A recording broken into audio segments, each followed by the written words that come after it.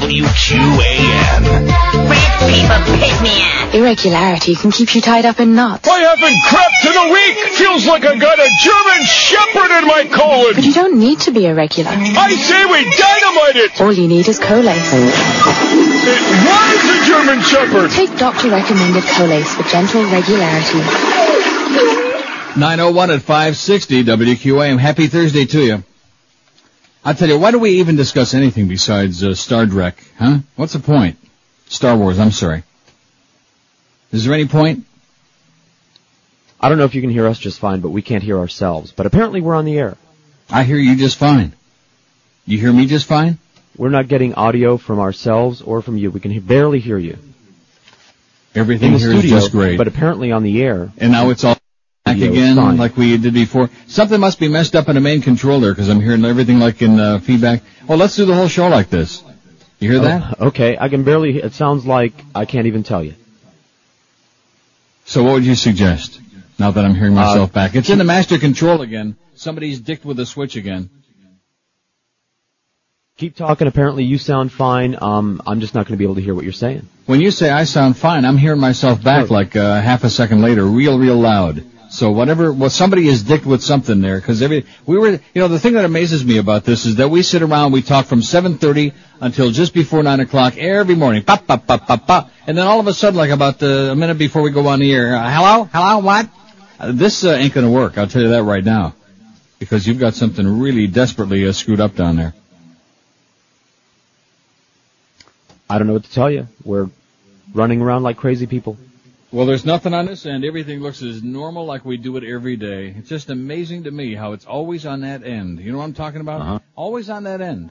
Now, is that repeat going on the air? Do we have any idea? Is there anybody in the building at QAM where they're all losing their minds? Is there anybody there? No. Anybody in charge? No. Engineer? No. Program director? No. Anybody that has a clue? No. General manager? I'm sorry, I said anybody with a clue.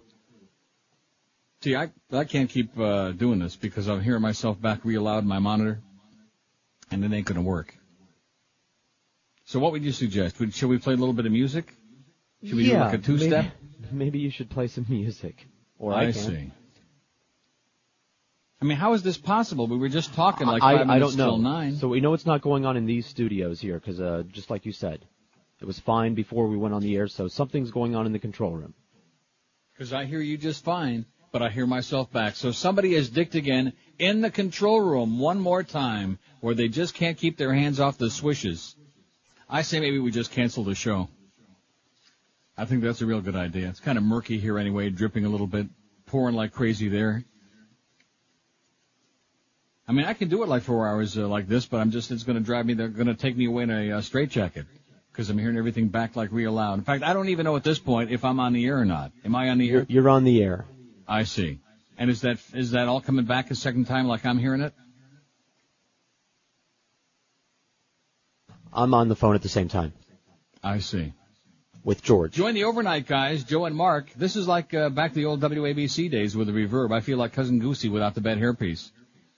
Join the overnight guys, Joe and Mark at Gatsby's in Boca tonight, 7 to 9 p.m., and ask them how come this place is such a technical disaster. Stop by for prizes. Register to win a trip to Lake Tahoe. The Beck's models will be there with specials on Beck's beer. Gatsby's in Boca on Hillsborough Boulevard, 18th Street between Military and Powerline. And what are we learning? What are we discerning and what are we learning from our crack engineering staff? Definitely there is something amiss in the master control because we've been through this a million times. Sounds like sabotage to me. Uh-huh. Uh-huh. Uh-huh. Uh-huh. See, if I want to repeat something, I just hit it once and see, there it is again. You're getting double duty today for the same price. So am I just supposed to continue? This is ludicrous, is what it really is. You're just supposed to continue. Continue what? I can't continue. I can't possibly do a show hearing myself like twice as loud back a half a second later. No chance. We are working on a solution to that. Well, how can there be a problem? Where the hell did this come from? See, this is the amazing thing. The people who listen to WQAM and have told them about it a million times, usually it's on a Monday. It's usually after the weekend when there have been about 20 children who've had a chance to dick with all the controls in there and play games like a bunch of little children. and then we come in and everything is like potchkeyed with and doesn't work. But now, like out of nowhere, the show yesterday was fine. We've been rolling right along, singing a song. We talked back and forth this morning, no problems, from like 7:40 until 5 minutes till 9. And then all of a sudden, when you least expect it, we got some kind of a problem. And it can't possibly be on this end. I'll tell you that right now, boys and girls. It's not on this end. It's there at QAM. Well, they're troubleshooting it as we speak. Well, what does that mean? They're troubleshooting that it. Means what the hell George does that is on mean? the phone in the control room with Robert Grieper, and they're trying to figure out, one button at a time, what's pressed that shouldn't be pressed, one button or at a time. Is that show on our list? One button at a time? Ought to be. I see. There you go. Really? They did something then. See, the reason I could tell is because when you hit it only did it once, so I could tell it wasn't like. So what did they do? Was it in there in master control, like I suspected again? Master control. I'm sitting in here, and Miguel's running around, but yeah, it's in master control. In master control again. Now, wait a second. We've got a real major problem there at WQAM. Let me say it again. Some people in that master control room keep dicking with stuff. Just like in the middle of the day, I'll come in here and do a little bit of work in my nice little studio, and I'll notice that the audio from QAM isn't coming in again. I'll have to call a control room down there and say, hey, whichever you assholes is on there, how come that pot is closed? Like that. And then all of a sudden, here it is, like magic when they open the pot again. Too much bad pot at QAM. That's the problem. That was special. That was really something special. So is everything okay now? Are we kosher or what? You tell us. Everything sounds fine here. Sounds fine here. Sounds like me. It sounds like you. I'm not hearing that feedback again. I personally think I'd like to know who the hell was in there. I don't want to start a big inquisition because we've already had enough of those recently, but I'd like to know who was in there dicking with stuff. And it happened at about 5 minutes before the hour. Remember you started mumbling to me about you couldn't hear me and all of that? Yeah. That doesn't mean that something happened this morning. This could have been done overnight, afternoon, and we didn't figure it out until now, until we switched to show mode. I see. Show mode? Show mode. Okay, so anyway, let's, where the hell do I start now? I mean, it's only 9 minutes after the hour, almost ready for the first goddamn break. This is beautiful, and let me say it again. People are going to be, a few assholes are going to say, you see, when you don't do the show from in town, there's no reason for it. This should be, like I keep telling you, like rolling off a goddamn log, like falling out of bed in the morning, like falling off a goddamn, out of an igloo. But when you got a kind of a place where there's nobody, where it's on automatic pilot, when it's like the Titanic adrift at sea somewhere, and got a gigantic leak all over the place. Too many fingers in there, too many chillin'. That's the problem in QAM. Too many children potchking around, diddling with crap. Too many fingers in the broth. That's the biggest problem. Anyway, yesterday we did our second part, and we're compiling our top 50. That'll be the list today. Don't have to worry about faxing in any more suggestions for it, about calling in, because we're certainly not taking calls. No. Oh, especially after that start. 9 minutes of pure hell, although it was kind of like amusing. It had its moments. Yeah. Hey, listen, if you could hear what it sounded like here. It couldn't have sounded worse than what it sounded like here. No, well, I'm sure that's what it sounded like. In these studios, although everybody kept saying, oh, no, it's fine. In the control room, it's fine on the air. No, it was not fine on the air. It was all like, it couldn't possibly have been fine on the air because it was feeding back to me a second time. Well, I'm not going to go through it again. Anyway, it's the QAM effing way, boys and girls. That's just the way we do things here on this radio station. Not slow, not fast, just half-assed. The greatest TV show of all time. TV Guide started this thing a few days ago, and then Hank and Mo both picked up on it and milked it for a little bit. But we're going to show you that we can milk it better than anybody. Although we're not really going to do a show about it today. We're just going to, stick the 50 on there. Our 50, and then we'll pick the top 20 out of those 50. You following what I'm saying? Uh-huh. Good. Here's what came out the top 25 yesterday out of that lengthy list of 50 that we had. And amazingly, many of the shows that were in the TV Guide top 50, according to their experts and perverts, didn't even come close to making it. Huh. Like American Family, which we still have no idea what that is. That had 2 votes. Donahue, 2 votes. Playhouse 90, who the hell remembers that? It was a great show, but 3 votes. Meet the Press, we thought that would get a lot of votes. 3 votes. Nightline, which they put on there, 4 votes for Nightline. I mean, are these people crazy or what? Yes. God. So we'll give you the list in a second, then we'll have Eric put it up there, and then you go diddle with it, and, and we'll have a little fun with it. And never the twain shall meet. We apologize profusely for our technical ineptitude, don't we? No. No, we don't. You're used to it. 12 minutes after 9 at 560 WQM. Here's a simple question for you. If somebody offered to give you, just hand over to you, several $1,000s over the next few years, I am positive you'd take it. it would be a little bit stupid not to take it, which makes it really stupid to pass up a chance to refinance or buy a home at just 3.95%. Here's the deal. There's a Fannie Mae program available at 3.95% for both refinancing and purchasing of homes. Think of it, just 3.95%. And all you have to do is call Financial Group at 1-800-940-5363. That's 1-800-940-5363. To give you an example, you can get yourself $100,000 with payments of only $475 a month, or get you $200,000 with payments of only $950 a month. You'll save yourself a crap load of money. So it'd be downright stupid to pass up a chance like that. Do the math and do the smart thing. Get the details by calling Financial Group, toll free no less. Call them at 1-800-940-LEND. That's 1-800-940-5363. They're an equal housing lender. Credit restrictions do apply. And don't forget, rates are subject to 448. No portion of this program may be reproduced without the express written permission of WQAM BZ Broadcast Group, Incorporated. Holy cow, Aaron's coming.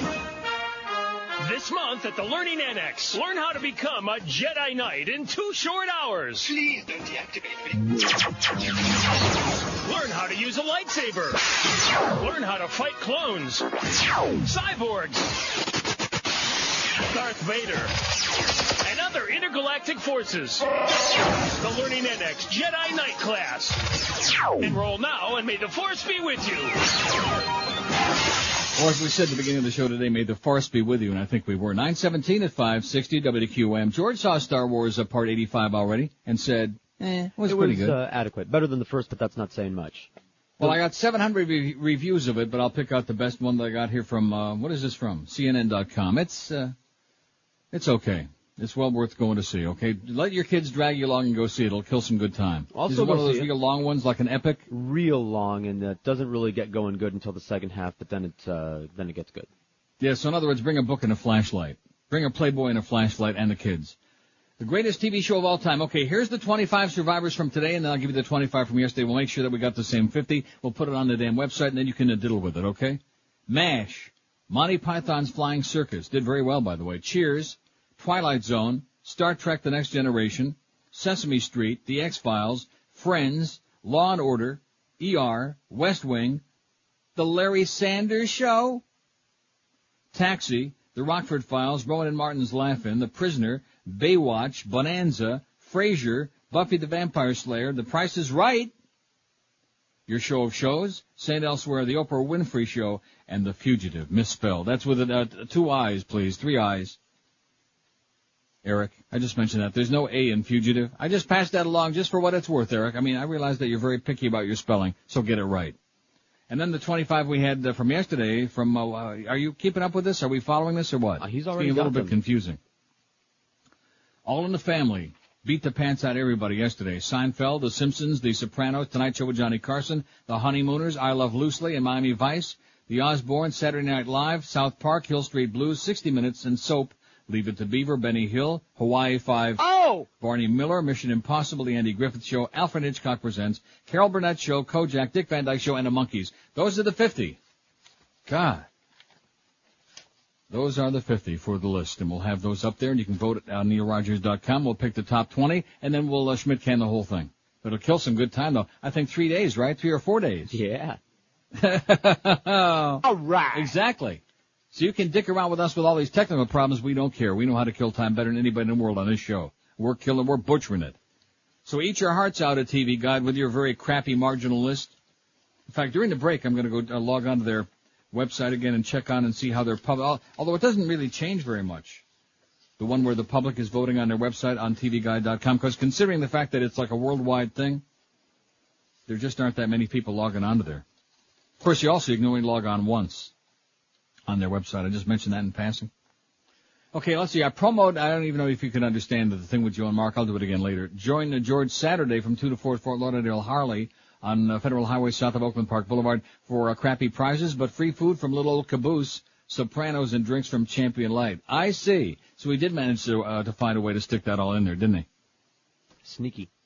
Your good sneaky friend, Petey Lenny. Get out of our hair already, Petey. You bugged the crap out of me, okay? With all your free promos. You make me sick. You make me want to puke. You make me want to vomit. And don't ever call here again, please. And speaking of appearances, so George tells me that the hot babe at whatever the hell the place is, last night. Treasure Island. That Treasure Island was sensational. Elizabeth Hilden, spectacular. We were a gag. Everybody. Yeah, I bet you she was a gag when she saw Fat Boy. Yeah. You gonna let that thing near me? I'm surprised she didn't bail out. And I certainly hope that Boca Brian didn't wear that silly wig when he was there yesterday. No, of course not. That was just a cute thing for a while there. Why do you say of course not?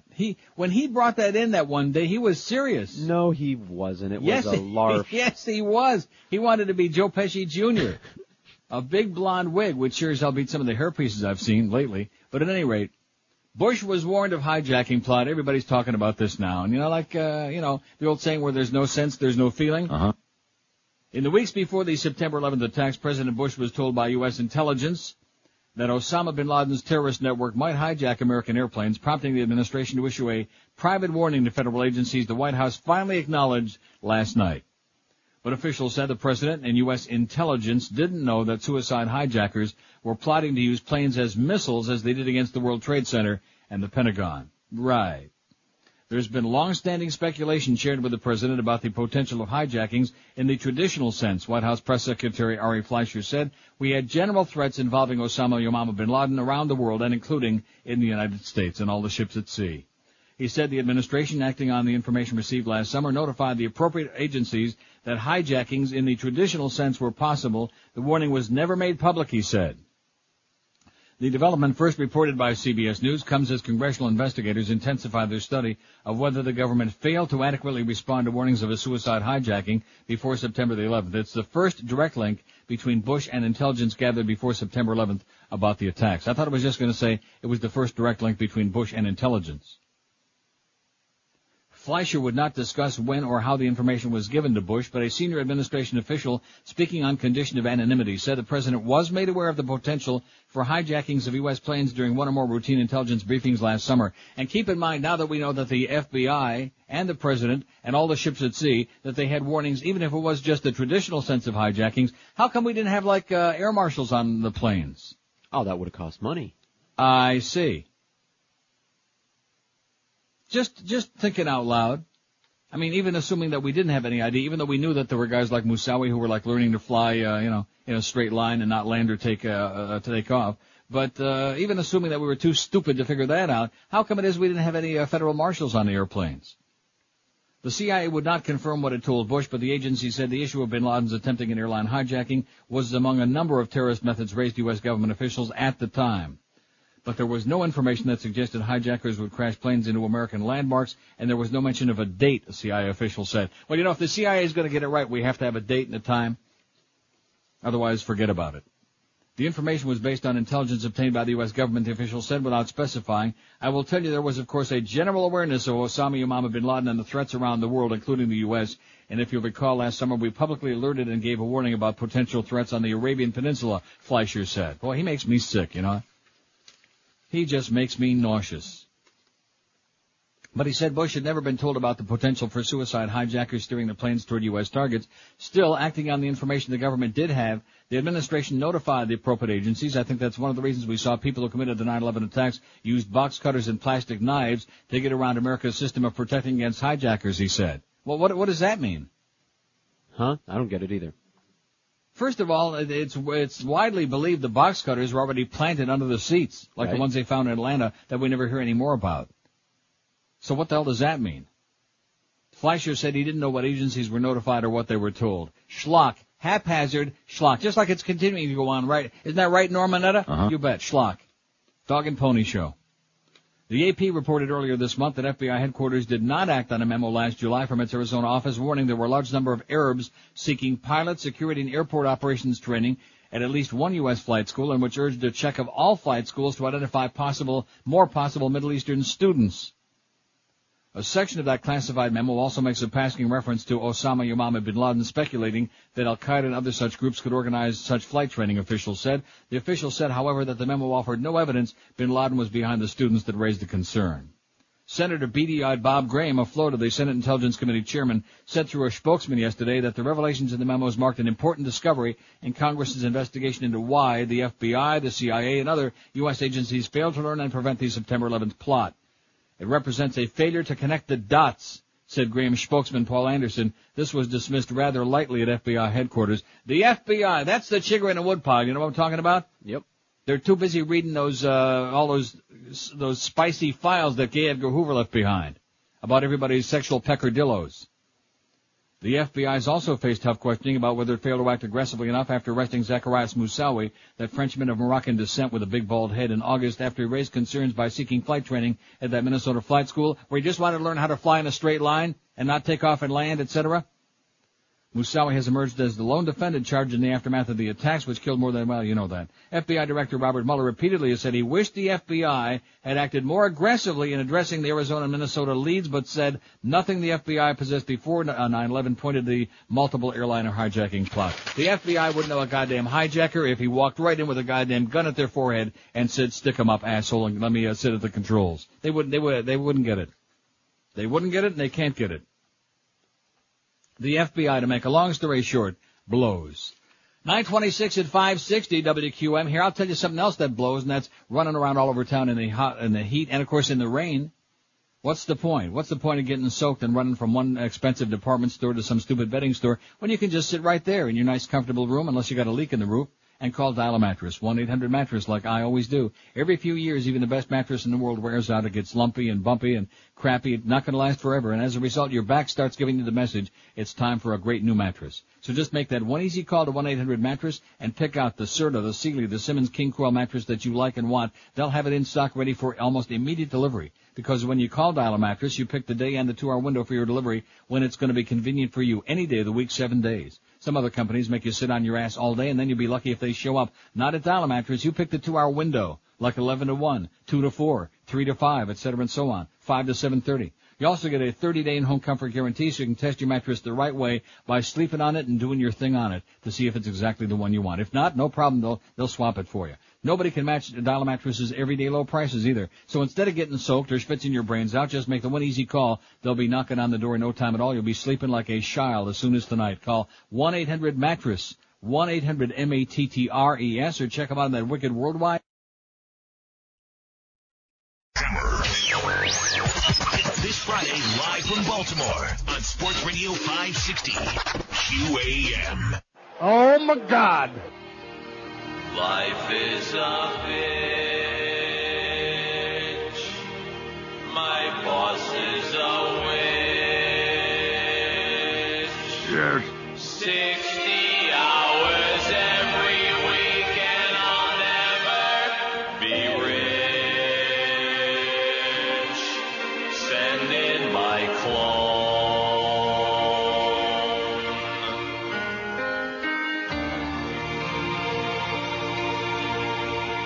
I'd stay at home, watch prices rise. He to my wife while I get drunk all night. Send in my clone. I need a clone. I would play golf and cards with the boys.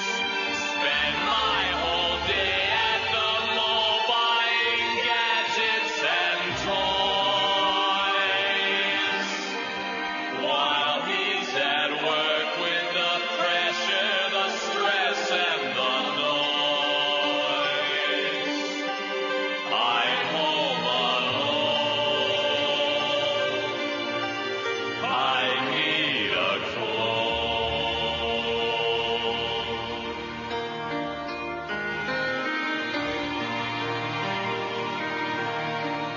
He cut the grass.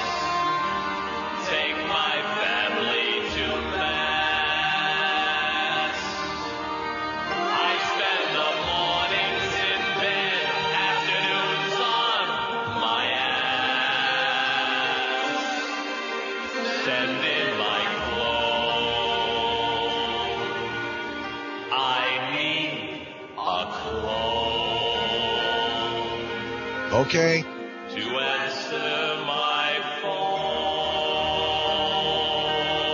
Yeah, we'll get to the clones in just a second. Although Bob, who sent that fax yesterday, and he's right, he was you were skeptical about whether the response was correct, and I don't blame you, and so was I skeptical. Right. Because to make a long story short, this is a listener out there who actually emailed the Broward Chamber of Commerce, which we suggested the end of last week? Right. And probably he's about the only one who emailed, because the rest of the people out there, we're not going to waste our time, we can't be bothered with that, because that's just the way the public is now, especially in South Florida. They don't respond to anything unless, of course, it involves some good ethnic hate. But anyway, so he emailed the Broward Chamber of Commerce to express his disgust and dismay over the fact that they not only endorsed and accepted as a member the Homeless Voice and Sean Canoni, the unctuous one of the most disgusting and blatantly obvious cults in the history of mankind, but nevertheless. And then they were doing that fundraiser for him, 2 weekends ago. So anyway, he faxes again today and says, believe me, I tell you it is real, and nobody was more shocked than I was. I've asked twice for this lunatic to do as he said and share with me how the Homeless Voice helps the homeless, but as yet he hasn't responded. You think he will? No. Me either. I just wanted to know this is legit. And he again faxes me the response that he got this is from the Broward Chamber of Commerce, but like I said, they must have somebody on the inside there from Homeless Voice. Because the fax back says, please allow me to share God's words with you. When the Son of Man comes in his glory and the holy angels with him, then he'll sit on the throne, yada, yada. It goes through all this religious gobbledygook. Then the righteous will answer him, saying, Lord, yada. These are the very words of Jesus, the Son of God. What have you done for the needy, the poor, or the homeless lately or in your lifetime? I'd be glad to share with you the facts concerning how the Homeless Voice is indeed helping the homeless. That's the message they faxed him back. So obviously that's something provided by the Homeless Voice people. Right, like they're forwarding those emails to them or a representative thereof. See, he originally, Bob in Hollywood originally had sent them this fax to the Broward Chamber of Commerce. I find your association in support of the Homeless Voice organization deplorable. This is nothing more than a cult that's unleashed on our streets to bother citizens and disrupt traffic. In my opinion, you're using very bad judgment aligning yourselves with this man's cause himself. Which was a very good fax from Bob, but then they responded to him with a bunch of religious gobbledygook. Very, very sad. Broward Chamber of Commerce, Comunista, Anticristo, whatever the hell you want to call them. They suck. Of course, don't most Chamber of Commerces suck? Uh-huh. It's nothing but like a puff piece. Anybody who's a member of the Chamber, right away they get the squeal of approval. Anybody who's not, they give them the old bafangula. So we can't put it off any longer. Now, how did you happen to see this Attack of the Clones? Because there was an advanced screening. Was it yesterday? Right. I have a friend. Oh. That let me see his copy. I see. So it's another one of these illegal copies that That's exactly what it was. A friend of a friend. A friend of a friend of a friend. Now, when did you see this? Like about 6 months ago? Yesterday. Mm-hmm. Likely story. All right. Anyway, here's a review. I read about 45 different reviews of the movie before I picked out one I liked the best. Anybody believe that? No. Well, I read a few. Because I sure as hell didn't see it. Where the hell would I see it?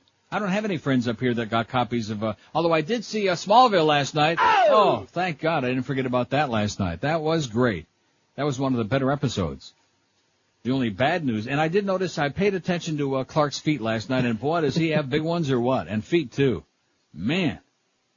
6'3" and size 14 feet. One can only begin to imagine what's all the rest of that is all about. But, of course, he couldn't get laid in a whorehouse on that show. That's what makes it so amusing, so hysterical, is he just can't make up his mind between Chloe and, is it Lara, whatever the hell her name is? Lana.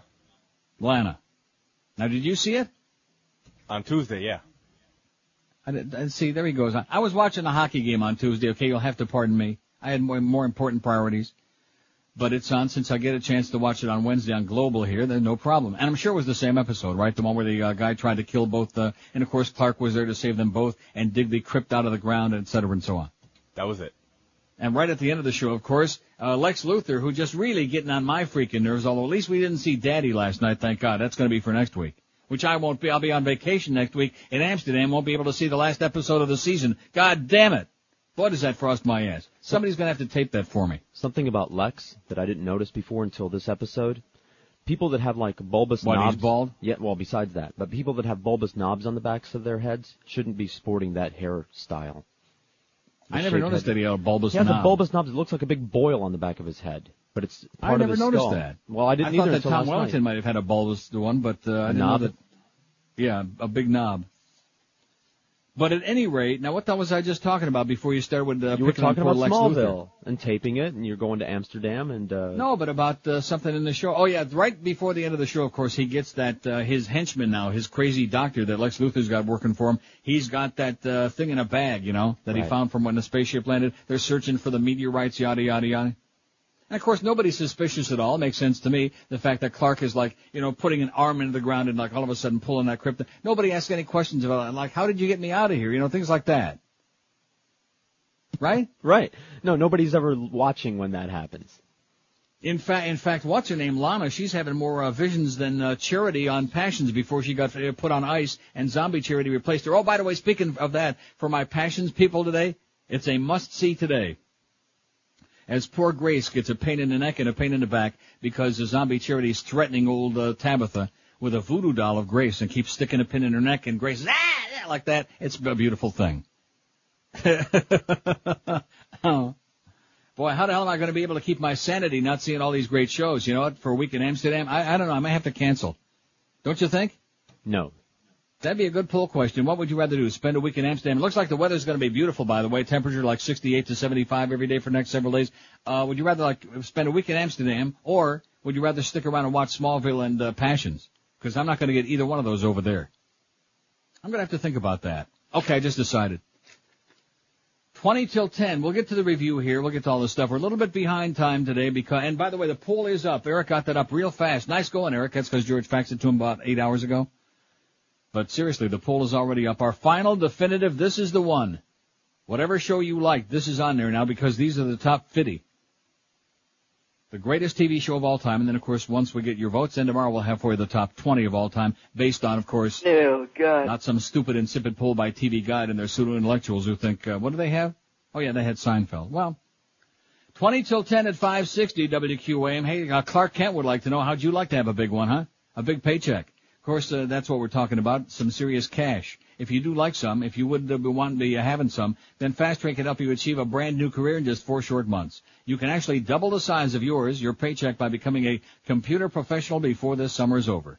Fast Train offers you Microsoft certified instructors, no payments for a full year, job placement assistance, day and evening classes, and they got 4 convenient locations all over Dayton Broward, including the brand new campus in Kendall. So now there's no reason for putting it off anymore. They're close by you. Call Fast Train toll-free at 1-866-FAST-TRAIN or check them out on that wicked World Wide Web at fasttrain.com. Don't forget, Fast Train can really and legitimately have you certified and ready for a brand new money-making career in as little as 4 months. So call them today because nobody should have to settle for a small, puny, embarrassing one. Take it from me. Call Fast Train toll-free 866-FAST-TRAIN. All Fast Train locations licensed by the State Commission. This afternoon from Coors Field in Colorado. Coverage starts at 2:30 on Sports Radio 560 QAM. Why are you airing shit like this? Once upon a time, there was a charming young bachelor. May the force be with you. Searching for the woman of his dreams. Hey, baby, a little Jedi loving you need. And 25 women trying to prove they're the one. Yoda, you're so cute and furry. Thank you. But when one man is involved with more than one woman, there's bound to be trouble. You bitch! At least I'm the same species! Fight me, Four Eyes! Who will he choose? All of my 12 breasts are real! Find out on all of them I want. The Bachelor. 9:45 at 560 WQM. Everybody and their brother-in-law is going to be talking about this, and George saw it because a friend of his has got an illegal copy of Attack of the Clones. Now let me see if you think this is going to be a good review. If I read the first sentence, I think you can pass judgment. It says, now that this is by Paul Tatara, CNN reviewer. Now that they've had a couple of years to process its indignities, most people accept that Star Wars Episode 1, The Phantom Menace, stunk like a rotting bantha carcass. Oh, absolutely correct, sir. Yeah. So we're moving in the right direction with this review, I think. He says, so it's nice to report that Episode 2, Attack of the Clones, is a considerable improvement, even though it features several laughable courtship scenes and lots of wooden expository dialogue. Until he pulls an entertaining, highly unexpected move near the end of the picture, even Yoda seems vaguely uninterested. So far, they're nailing it. Don't interrupt. Sorry. Until next time. Okay. Without giving too much away, Attack of the Clones is set 10 years after the events depicted in The Phantom Menace. A separatist movement consisting of hundreds of planets and corporate alliances is stirring up more trouble than Jedi forces can handle. Anakin Skywalker, Hayden Christensen, who looks, and I don't care what you say, he's still, at least in this picture in the paper today, I don't know what he looks like. Do we ever know what anybody looks like until we, see him in the flesh? Of course not, because they got lots of makeup on. I looked on the websites here just before the show, since you were telling me about that, and there's, pictures of him where he looks like the Beast. Oh, no. Where he looks really nasty. And then there's another one where he looks, pretty damn good.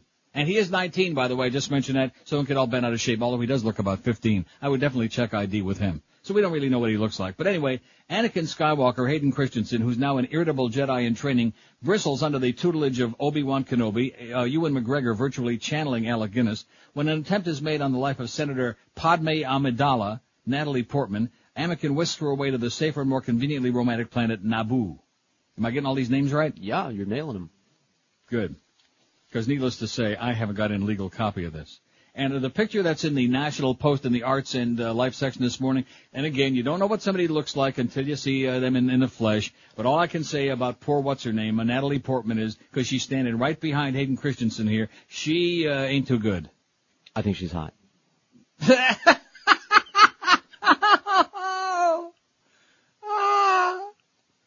Look, if she's hot, this has to be the worst picture, and you've all seen this picture, because this is one of the promotional pictures that everybody's been showing, where Hayden is standing there kind of looking off, and she's standing right behind with her head on his ass, and then this other goofball is got this startled look on his face, Ewan McGregor. Me and who? Yeah, Ewan McGregor. You and your mama. Oh, don't bring your mama into this. Oh, hey, God. Maybe Mama would like to see that, huh? No, she maybe wouldn't you've got get a it. Spanish language version. Anyway, can I continue it, say? Please. Not real long. For the most part, Lucas cuts between the preordained Anakin Amidala courtship and Obi-Wan trying to determine why a deceased Jedi allegedly placed an order for thousands of combat-ready clones. This leads, as you might expect, to lots of whizzing around in zippy space vehicles, the occasional lightsaber battle, and scores of creatures with variously distended craniums. Kind of like the QM sales department, it sounds like. That's about the gist of it, but Lucas knows that millions of fanatics won't settle for a mere gist, never mind that the first Star Wars picture was designed and marketed as a trifle. Consequently, we're forced to endure endless scenes in which robe-wearing actors, including Samuel Jackson as Jedi Master Mace Windu, solemnly intone the basic conflicts and dilemmas. These interludes don't choke the rhythm as much as they did in the last installment, to be sure, but there's no avoiding their seriously inflated importance. Luckily, a lengthy digital-rific finale all but guarantees that most viewers will exit the theater in a state of adrenalized forgetfulness. Wow. Does that sum that up? That was perfect. That was exactly right. I'm not finished. I mean, I'm sorry, just, but so far they've got their finger on it. He's got his thumb on it. Okay. In fact, in this picture, it looks like Hayden's got, and I don't care what anybody says, but in this picture, he's a lot prettier than she is. She looks like one of the Mia sisters to me there. She's beautiful. Natalie Portman. But anyway, maybe it's just a bad picture. Maybe it's like a bad angle. Maybe it's bad lighting. Do you think so? No. I think she's a beast. Anyway, there are, of course, several technologically dazzling set pieces, including an early one involving careering airborne traffic, or is that supposed to be careening? I think it's supposed to be careening. Yeah, it's a misprint. Nice going, CNN. You guys suck. Involving careening airborne traffic that's more of an amusement park ride than an actual scene, but much of the second act is spent on Anakin and Amidala coming to terms with their feelings for one another. Yeah. Unfortunately, given Lucas's proven knack for lousy dialogue, you can't help but snicker at the two lovebirds. Special mention has to go to Anakin's head-scratching segue between complaining about beach sand and marveling at Amidala's silky smooth complexion. For a couple of terrifying seconds, it seems like he might start singing. Anakin is embodied by Christensen as the kind of needlessly moody kid you might see getting punched out in a Dairy Queen parking lot. It's difficult to determine exactly what the more mature Amidala sees in him, except that they have to get it on in time for Luke and Leia to pop up in Episode 4, the original Star Wars. Lucas also displays a distinct loss of nerve when it comes to illustrating Anakin's swing to the dark side. A pivotal slaughter that he perpetrates against a camp full of semi-innocents is suggested rather than shown, almost certainly because it's hard to sell action figures depicting a guy who butchers people on camera. So it's a mixed bag, but not as dreadfully mixed as the last one. The difficulty in trying to critique the Star Wars films is that millions of viewers are so convinced beforehand of its glorious achievement, they're wanting to hear that it's a religious experience. Attack of the Clones drags in part. Some of it's exciting. It looks like it cost several $1 trillion to make, just like Spider-Man. If you're after anything more than that, it's up to you to find it. That was great. And that's it. Now at the bottom, he points out, he says there's violence, lots of noise, and assorted ickiness in Attack of the Clones, including some nasty-looking space caterpillars, but it shouldn't trouble anyone. Wisest move, Jar Jar Binks. Is that correct? That's correct. Who has yet to be strangled, is only around for a couple of minutes. Coolest addition, Amadella's Chrome Spaceship. Time to get in line for episode 3, it says. So that's a pretty good review by Paul Tatara. That was an excellent review. On CNN. Not too bad. So everybody go out and see it, okay, because they want your money. I'm going to go see it in the theater. I'm not. Maybe I'll go see it in Amsterdam, you think? Why not? Take It'll somebody. be playing there. I don't think so. I'll be doing more important stuff like taping music off MTV parts 1 through 100 there. That's what I'll be doing. Now, what's all this stuff? Oh, Krispy Kreme. I'm looking at this stuff you just faxed me.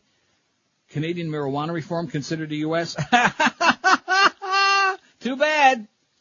Too freaking bad. Yeah, consider, like the Canadians are going to pay any attention to what Georgie's telling them to do about the wicked weed. Hey, blow it out your ass, George.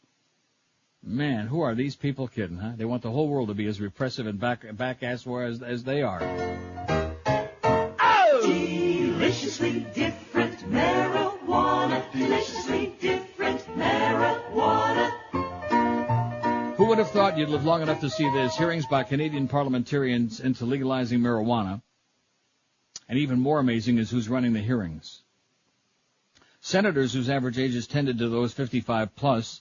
But today in Regina, they kicked off a series of meetings aimed at looking at whether it's time to take smoking pot off the list of crimes in Canada, and framing these discussions as a little-noticed report they just issued, reaching some startling conclusions.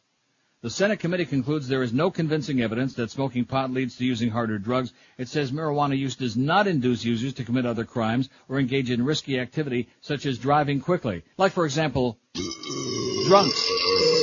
Like that very legal booze. And, of course, if we didn't have booze, we'd have no sporting events. The Senate also found that 1 in every 3 Canadian kids aged 15 and 16 has smoked at least once in the last month, and that 1.5 million Canadians have a criminal record because of what the Senate calls simple possession. Groundbreaking stuff, but this report on Canada's willingness to allow people to use marijuana for medical purposes also seems to have raised the ire of the U.S. in a significant way. We've learned that its drug czar is pressuring Canadian authorities not to loosen Canadian law, and he's carrying a very big stick, threatening trade sanctions if we don't do what he wants. How do you like that? Wow. On the street, it's called BC Bud, and American demand for it is reaching new highs. Sources close to the U.S. DEA say we'll soon issue a report claiming there are 15 to 20,000 marijuana growing operations in British Columbia alone, and 95% of the output is headed south. Oh! So keep an eye out for it, George. I will. I'm going to go to the border right now. Tell Colombo to keep an eye out for it. A dramatic increase in the gross quantity of marijuana of high potency coming across the border, says Colonel Robert McGinnis, a U.S. government advisor on drug policy. He says the Bush administration is alarmed by a recent Senate study that says Canada's marijuana laws are ineffective, as opposed to like those in the U.S. The U.S. fears the next step could be looser regulations leading to more drugs crossing the border, and it's ready to play a hardball with trade to make sure it doesn't happen. Oh, my God. To antagonize government leaders and grassroots leaders because you insist on having a radical drug policy that we will not ignore in the long term, then it's going to have adverse consequences, and I hope we'd be able to rectify it before it comes to blows, explains McGinnis.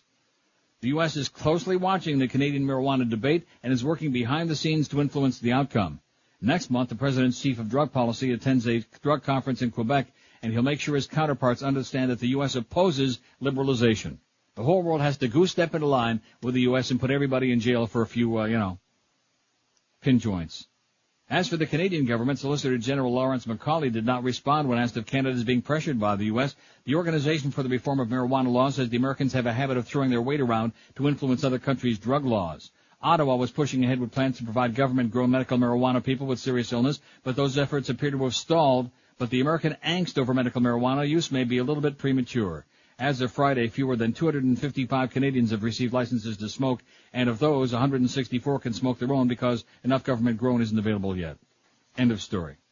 So there you go. Your government hard at work, the United States, trying to pressure the Canadians and everybody else in the goddamn world to tighten up those laws, throw a lot of people in jail because the wicked weed. You know what was on that channel that you jonesing for, the Driving Classics last night, speaking of this? Yes. One guess. Reefer Madness. It was on. Bastard. Yeah, great channel. Oh, I can't believe we don't have that in here. Reefer we Madness? got that thing in here. Sure.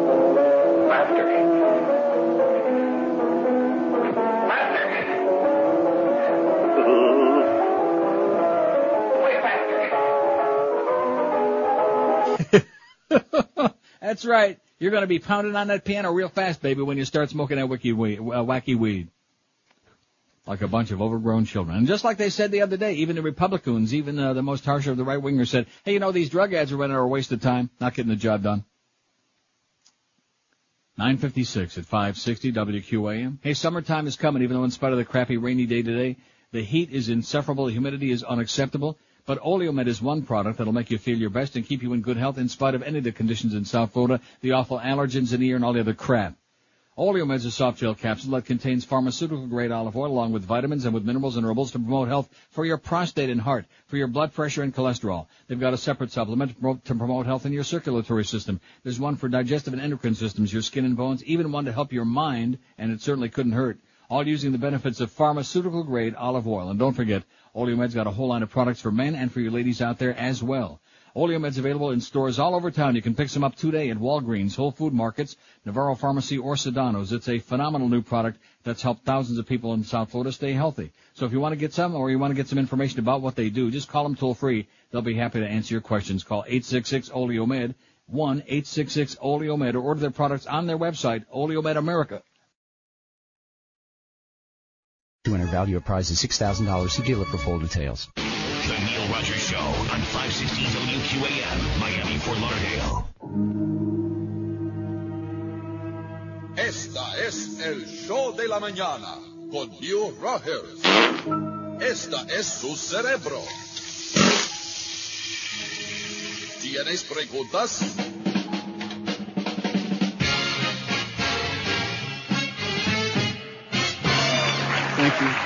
Thank you. This is a special night for me for a lot of reasons. Janet Reno's here. I just love this guy. Now, some of you might think I've been busy writing my memoirs. I'm not concerned about my memoirs. I'm concerned about my resume. And they tell me I have to use the active voice with a resume. Things like commanded U.S. Armed Forces. Served 3 terms as president. Everybody embellishes a little. Designed, built, and painted bridge to 21st century. Generated, attracted, heightened, and maintained controversy. Supervised Vice President's invention of the Internet. But being realistic, I would consider an executive position with another country. You like me. You really like me. 10:03 at 560 WQM. Happy Thursday to you. Greatest TV show of all time. Here's our runoff today. The runoff election with our 50 last choices for the top 20. Simpsons has got 11. Can you believe that? Of course. That's what I voted for. Oh, what am I asking you? MASH has got 9. All in the Family 8. Monty Python's Flying Circus 6. Star Trek Next Generation 5. Seinfeld 5. And single digits down there. It's only been up a few minutes, but it's up there. It's waiting on you on NeilRogers.com. Florida law enforcement authorities have asked Bahamas police for help in a search for missing 5-year-old Rilya Wilson, a spokesman for the U.S. Embassy in Nassau said yesterday. The Florida Department of Law Enforcement is in touch with the Royal Bahamian Police about certain leads, said Embassy spokesman Brian Bachman. Bachman said he doesn't know the specifics, but that Bahamian police have been asked to investigate the possibility that Rilya Wilson might be in the Bahamas. According to Bachman, the U.S. Embassy is also calling on newspapers to feature photos of Rilya in the hopes that someone there may have seen the girl whose last documented visit with a caseworker was in January of 2001. Rilya was placed in legal custody of Pamela Graham in 1999 after parental rights were terminated for the girl's parents. Geraldine Graham, the sister of Rilya's caretaker, said the girl was taken from them by a person who claimed to be a Florida Department of Children and Family Services caseworker. The DCFS said it has no record of Rilya being removed from the home of Pamela Graham from her care. The FDLE asked Bahamian police to investigate whether Geraldine Graham has any relatives in the Bahamas and look into reports that she tried to pass herself off as the daughter of a Bahamian prime minister, Bachman said. This is the bitch that's got like 33 separate identities? Right. In a 1982 arrest warrant for grand theft, Geraldine Graham used an alias and gave her birthplace as the Bahamas. Geraldine Graham told CNN she was born in Mississippi. Well, they're close. The FDLE is offering a $25,000 reward for information leading to Rilya's recovery. So the mystery goes on. Nobody's got any freaking idea where the hell she is. If she's dead, alive, in between, nobody knows. This thing that somebody faxed in about Krispy Kreme, this is shocking, isn't it? I thought it was very fascinating. Oh, this is from our same friend who's a busy beaver there with the Broward Chamber of Commerce. Well, at least here's somebody that cares enough to send his very best and get some inane response from the Chamber of Commerce there in Broward, which sucks the Chamber of Commerce blows. I just mentioned that in passing. But if you go into business in Broward County, you probably better join. Otherwise, they'll give you, you know what they'll give you? They'll give you the canary. But anyway, this says, would you pay, did you take a look at this? I skimmed it. Shocking. 2 million. Krispy Kreme sells more than just donuts. It also sells opportunity. But if you're interested in the path to sugary riches, understand this. It'll cost you. In a few months, the new Krispy Kreme store in West Palm Beach will open. And until then, James Constantino is counting the seconds. Constantino, a native of Buffalo, is part owner of that store. And because he already owns 2 other Krispy Kreme locations, he's got a pretty good idea of what one can expect come opening day. At 5:30 that morning, he'll let in a mob of people who have been waiting outside for hours for the warm donuts, streaming from his ovens at a rate of 2,640 per hour. The event will probably be covered by a TV news crew. Most Krispy Kreme openings are. And in his first week, Constantino will take in almost as much in revenue as the typical Dunkin' Donuts store makes in a year. How do you like that? That's a bit of a difference. In the first week, he'll take in almost as much in revenue as the typical Dunkin' Donuts store makes in a year. Maybe that's why the Dunkin' Donuts people stopped driving all the way down from Palm Beach County with those free donuts and with all the other good stuff they used to bring. Maybe it was just like a little bit off the top. They couldn't handle the overhead. Or maybe Defoe pissed them off, which I think is the real story, about something we don't know about. In case you haven't noticed, it says, Dunkin' Donuts likely has, North Carolina-based Krispy Kreme has become a full-fledged phenomenon in the food business. Launched in 1937 by Vernon Rudolph, a Southern entrepreneur with a secret French donut recipe and a Pontiac.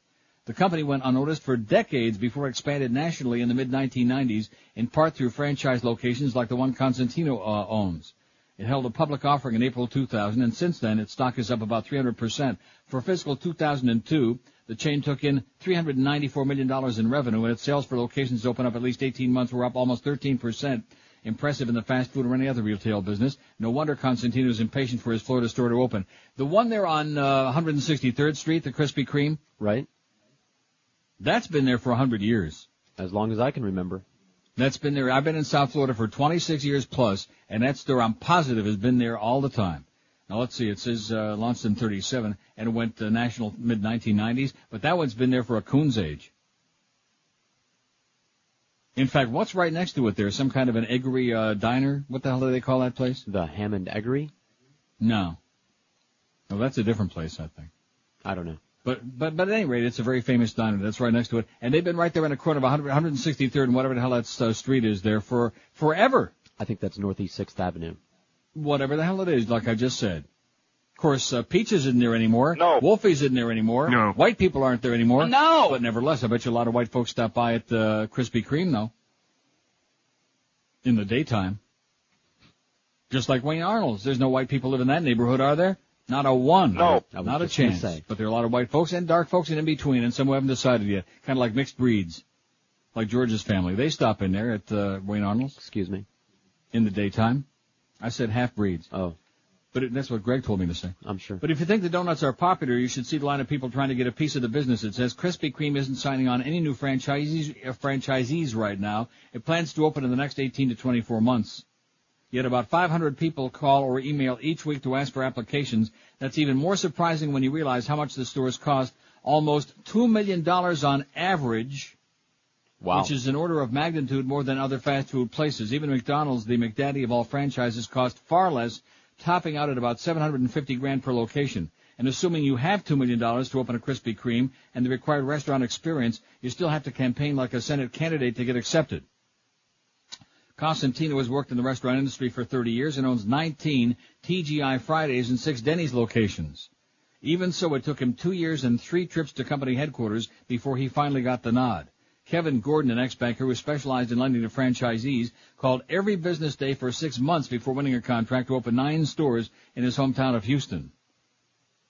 9 stores that cost him like only $18 million. Let me ask you this. If you had $18 million or you could get a hold of $18 million, what do you have to open up a donut shop for? I don't know. I'd be pretty busy, I think. Yeah. In addition to which, call me crazy. You're crazy. But McDonald's cost about $750,000 per location, and it's $2 million for Krispy Kreme. Which would you assume automatically, without looking at anybody's books? Which would you assume would be a bigger moneymaker? Naturally, McDonald's. No contest. All of which makes you wonder, says this article. Do these people actually know what they're doing? Can any donut shop, even one this popular, actually be worth $2 million? To find out, we spoke to dozens of franchising experts and went through the numbers ourselves, comparing Krispy Kreme's initial investment and operating expenses with those of similar franchises. The answer is yes. It really is worth that much, at least for now. All companies are required by the FTC to tell prospective franchisees exactly how their businesses operate through a phone book-sized document called a Uniform Franchising Offering Circular, UFOC. Oh, can we say that? I think you just did. Boy, don't rearrange those letters. In the Krispy Kreme UFOC, some of the requirements aren't too surprising. For example, the company charges a non-refundable $40,000 fee that's akin to membership dues. It gives you the rights to a specific location for 15 years. Dunkin' Donuts charges $40,000, and Tim Hortons, a Canadian donut franchise owned by Wendy's, charges $35,000. How's he doing? How's Tim Horton doing, by the way? Maybe suit him up for the game tonight. The Krispy Kreme contract also requires that all franchises give the company 4.5% of their total sales as a royalty fee, plus 2% to help pay for brand development and public relations costs. In the franchise business, such fees are fairly standard. But other aspects of the Krispy Kreme application are more daunting. For example, you need $5 million in net worth to apply, and you also need ownership and operating experience of multi-unit food service operations. So forget the archetypical franchisee, the middle manager who took early retirement from Xerox. In addition, the company wants only area developers, mega franchisees who commit to opening at least 10 stores in a given region. Outback Steakhouse uses a similar agreement. In part, that allows the company to expand more quickly. Its 23 current area developers are contractually bound to open up 250 stores by 2007. But there's another reason. Krispy Kreme is doing so well, they don't want to take the chance of giving it to a mom and pop, says George Nadav, former chairman of Boston Chicken, who now invests in early-stage franchise companies. How's that Boston Chicken stock doing? Oh, yeah, it's hot. If your application is approved, you can expect to pay about $1.35 million to open a Krispy Kreme, which covers furniture and fixtures, the donut-making equipment, and your initial inventory, sacks of things like dough conditioner and malted barley flour. That's about 5 times what the International Franchise Association considers standard for most operations. Doesn't even include the real estate. That'll tack on another $500,000 or so, depending on what building you're in, which brings the total to nearly $2 million per location, making Krispy Kreme the costliest food franchise available anywhere in the universe. How do you like that, huh? Let's open one up. What do you say? All right. Got some money? And eat up the profits. See, that's another thing. They're great, they're delicious, but boy, you talk about addictive because they're just loaded. I mean, pure sugar. It's just sugar and dough, wouldn't you say? Sugar and dough. Wet sugar, that wet, drippy. Yeah. Oh. And you know what just dawned on me? Can you imagine how good they'd be if you put them in the microwave for about 4 seconds? Just to kind of melt up that gooey and make the sugar coating on there even extra gooey. Beast is going to kill us. Oh, sorry, Beast. He's freaking out. Yeah. Get yourself a box of those Krispy Kremes and put about a half a dozen of them in the microwave for about 7 or 8 seconds. By the way, we have to have a weigh-in today. We almost forgot about that. Oh, yeah, we're going to have a weigh-in after the break with the Beast. He's not going to be here tomorrow, so he wants to talk about it today. Like I said. 12 minutes after 10 at 560 WQM if you want a fantastic meal, speaking of food. I'm sorry, Beast. Armadillo Cafe is just the place. You stay out of there, okay? It's not for people trying to lose weight because the food there is sensational. It is gourmet. It's sensational. But I will say this. They do have things on the menu that aren't fattening. But watch out for the desserts. It's an institution in South Florida, Armadillo Cafe. They started way back on Davie Road Extension years ago, back when I was on Zeta and helped put them on the map. It was in a very inauspicious-looking place, but because the food was so great, because it was so sensational, they grew to one of the most popular and one of the best restaurants in town in no time at all. Now they're in a great new location, Armadillo Cafe. They're at 3400 South University Drive, just between 595 and Griffin Road in Davie, in the Pizza Loft Plaza beyond Pier 1 Imports, Kitty Corner, right where Sadie's Buffet used to be. And boy, the food at Armadillo Cafe, like I said, is unbelievable. Start out with an appetizer like the tequila grilled shrimp with corn cakes or the tempura island princess conch. Try one of their terrific spinach salads with glazed pecans or the pistachio-crusted mozzarella salad with lemon basil dressing. The entrees are prepared with the best and freshest ingredients that money can buy. Try the pan-seared yellowtail snapper with roasted peppers, or the sea bass with sweet corn and veal glaze. Choose from dozens of other mouth-watering entrees on their big menu. Like I said, they got plenty of stuff that's not fattening, but look out when dessert comes because, man, the creme brulee and the warm chocolate fritters covered in hot fudge will send you into orbit. Your blood sugar will be at least 800, minimum. Call Armadillo Cafe for reservations 954-423-9954. That's 954-423-9954. They've been voted one of the best restaurants in Broward for the past 14 years in a row. Armadillo Cafe is smoke-free. There's lots of free parking as well as complimentary valet parking. Check them out on the web, too, if you like, armadillocafe.com. Be sure and tell them that old Neil, who remembers them well, sent you by. They'll take good care of you. You'll eat like a king and queen at the Armadillo Cafe. From Mark Light Stadium, coverage gets underway at 7 on Sports Radio 560. QAM. The fans beginning to boo the play selection. Could the perfect tan turn you into a Negro? White Fort Lauderdale, Channel 10 Useless News. Join me tonight for a Channel 10 Under the Covers report on the dangers of achieving a golden tan. Plus, the dangers of breadcrumb buildup in your toaster. Channel 10 Doppler weather with Channel 12 meteorologist John Matthews. This is John Matthews coming at you. Here's the latest on Florida's deadly drought. Another beautiful day of sunshine comes your way. Then join Christy Kruger for part 7 of her special report on the safety of lactation suction devices. Channel 10 News. Useless news you can't use. 10:19 at 560 WQM. We got Joe Rose again for the Mad Dog, who's in Ireland. Joe will be on with a short show today, 1 to 2:30, because we got an afternoon baseball game today, baby. Oh! All right, pregame show at 2:30. No Crow today, thank God. Oh, my God. Although we make up for it later on. The pregame show at 2:30, your Florida baseball team at the Colorado Rockies, where they got whomped last night, but nevertheless, they're still in first place. 3:05. Does anybody care? No. The baseball game, 3:05. And then guess who's on after the baseball game? I'll give you 100 guesses. Joe's the guy. Is on after the game. And then the big at 10 o'clock. Wow. Do you think that that's legal to have those two on back-to-back?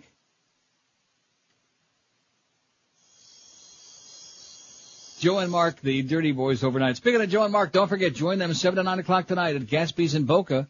Stop by for our usual very mediocre QM prizes, but you can also register to win a trip to Lake Tahoe. The Beck's models will be there with specials on Beck's beer. Gatsby's is located in Boca off Hillsborough Boulevard, 18th Street, between Military and Powerline. 7 to 9 tonight with Joe and the Dirty Mark, or Dirty Joe, whatever their names are. Okay, the poll is up. Best TV show of all time. We've spent a lot of time putting this whole thing together. We killed a lot of good time. And here it is. Here's the moment of truth. The top 50 shows that survived off, what did we do, 100? We did, eventually. Yeah, we did 100, and we narrowed it down to 25 each down to the 50. And here's the 50 survivors. Oh, it's a good thing we didn't put Survivor on there. How can that still be on the air? How can any of those shows still be on? Gets ratings. That one does anyway. The other ones, The greatest TV show of all time, All in the Family, has moved back on top with 19. Simpsons 16, MASH 14. It's redoing again. Like I said, All in the Family 20, Simpsons 16, MASH 15, Seinfeld 11, Star Trek The Next Generation 7, Monty Python's Flying Circus 7, I Love Lucy 4, and then after that it's single digits. Which I think 4 is single digits too, but nevertheless, I wanted to mention loosely. Lucy!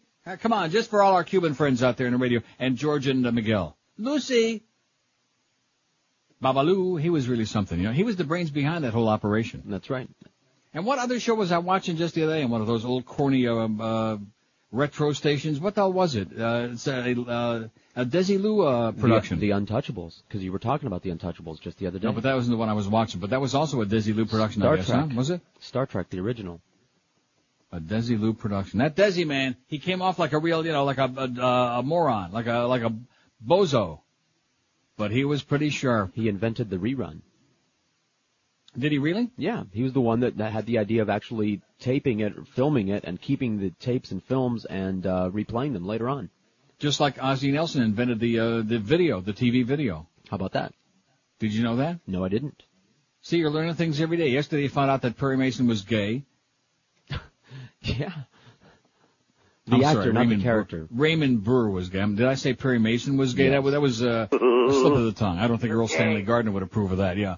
Well, Raymond Burr was gay, and it was well known. It wasn't one of those that I'm fantasizing about, like I'm always accused of. Oh, you just made that up about Tony Perkins and about Tab Hunter and about Raymond Burr. Although you'll notice that it's usually after they've been dead for a safe period of time that they come on Biography or one of these channels. And oh, well, guess what? He happened to have this boyfriend for 38 years, and he made up the stories about his marriages. And who the hell cares? Does anybody care now? No. I wouldn't think so. Now, what about Jack Lord? Is he going to be? Oh, he also had a wife briefly. This story right here in my hand right now is enough to make me wonder. That story before about the marijuana laws and about how the U.S. is pressuring Canada to continue tightening it up and the laws too, that made me sick. But this story right here is just grotesque. Did you see this? Spitball may send boy to prison? No. Keeping in mind, of course, that we have a lot of people for having a pin joint in their car or in their possession who are in jail for like 20 years to life or whatever. But that hardened criminals get, 2 years, maybe a year and a half and a slap on the wrist. People who murder people get let off on some kind of technicality. That's the American system of justice. You can't complain about justice in America because I've told you for years, there ain't any. San Francisco. An errant spitball that put a fellow student in the hospital with an eye injury could land a 13-year-old California boy in juvenile prison for up to 8 years on 2 felony convictions. 2 felony convictions? Can you even handle this? Can you stand this? Is this one of those zero tolerance kind of things again? I feel bad about it, and I'm sorry, Jeffrey Figueroa told the San Francisco Chronicle, which Wednesday reported his run-in with the law. Figueroa has admitted that he shot the spitball, a gum wrapper moistened with saliva, on the first day of school last September at a middle school in the San Francisco suburb of Walnut Creek, California. Jeffrey said he wasn't aiming at anybody in particular, but the spitball hit a 14-year-old boy in the right eye, requiring a trip to the hospital and surgery. Jeffrey and his 14-year-old brother Stephen, who allegedly urged Jeffrey to fire the spitball, both were charged with battery causing serious bodily injury, assault with a deadly weapon, assault by force likely to produce great bodily injury, and mayhem. Mayhem. That's a crime? Last Tuesday, Contra Costa County Superior Court Judge Araceli Ramirez found Jeffrey guilty of battery causing serious bodily injury and mayhem, both felonies. His brother was found guilty on a lesser charge. The Chronicle said that Jeffrey wait till you hear this. This is the guilty party. The Chronicle said that Jeffrey, who's had 2 heart surgeries and has attention deficit disorder, now faces a sentence of up to 8 years in the California Youth Authority prison when he is sentenced next month. I mean, what can you say? What we have is an unfortunate accident with injury to a child, but what one time had been a horseplay has now been, by the DA District Attorney, elevated to felony status just on the basis of the unfortunate outcome of the accidental act, said Attorney Mark Rivas, who's representing Stephen Figueroa and obviously doing a great job. The DA's office declined to comment on the Figueroa case yesterday, saying that because it deals with juveniles, the court records had been sealed. But Jeffrey Figueroa's mother, Yvette, told the Chronicle her son's possible prison term came as a shock. Talk about an understatement, huh? All along we've had a lot of confidence the judicial system would actually prove that Jeffrey and Steve were innocent in this. We're totally in shock. They've been overcharged for something that was a terrible accident. A spitball. You know what I put this on a par with? I put this on a par with the kind of crap that we've been living through the last 3.5 weeks at WQAM. I put that in the same category. And the same kind of reaction, by the way. Unbelievable, unacceptable hysteria. Here's a kid who's had 2 heart surgeries, who got attention deficit disorder. He just tossed a spitball and happened to catch this kid in the corner of his eye or whatever the hell it was. A gum wrapper moistened with saliva. Is there anybody in this audience who's never thrown a spitball? No. I rest my case. Miguel's never shot a spitball? He never shot a wad? I don't believe it. Squirt, squirt. He's no Peter North, I'll guarantee you that. Never shot a spitball, huh? No, that's not true. Oh. Well, then why did I was George shaking make my that head up? because I didn't know what had happened. I had walked out of the room. Oh, you didn't hear that story? No. Good. Read it again. You know, believe me, it would take your life, it would set your life back several years if you heard that story. It would make you want to get on a goddamn banana boat, get on a rubber raft, and go back to Cuba. Make you want to go anywhere. Never been there. I'm telling you. That is typical American justice for you right there. Grotesque, sick, twisted. 10:26 at 560 WQM. The weather's starting to get really hot again in between the raindrops. Summer storms and the possibility of hurricanes soon follows. So get yourself prepared for a major storm, the big blow, and discover what thousands of people have done to protect their homes, called All Weather Systems. All Weather Systems has been doing it right. They've been in business for over 15 years in town, and they're a state-licensed FEMA project impact contractor. All Weather Systems carries the new state-of-the-art shutterless impact-resistant windows and French doors. No unsightly or ugly shutters to ruin the look of your home, and the convenience of never having to put up heavy plywood or storm panels, too. All Weather Systems offers 100% unsecured bank financing with no payments for 90 days and payments as low as only $69 a month.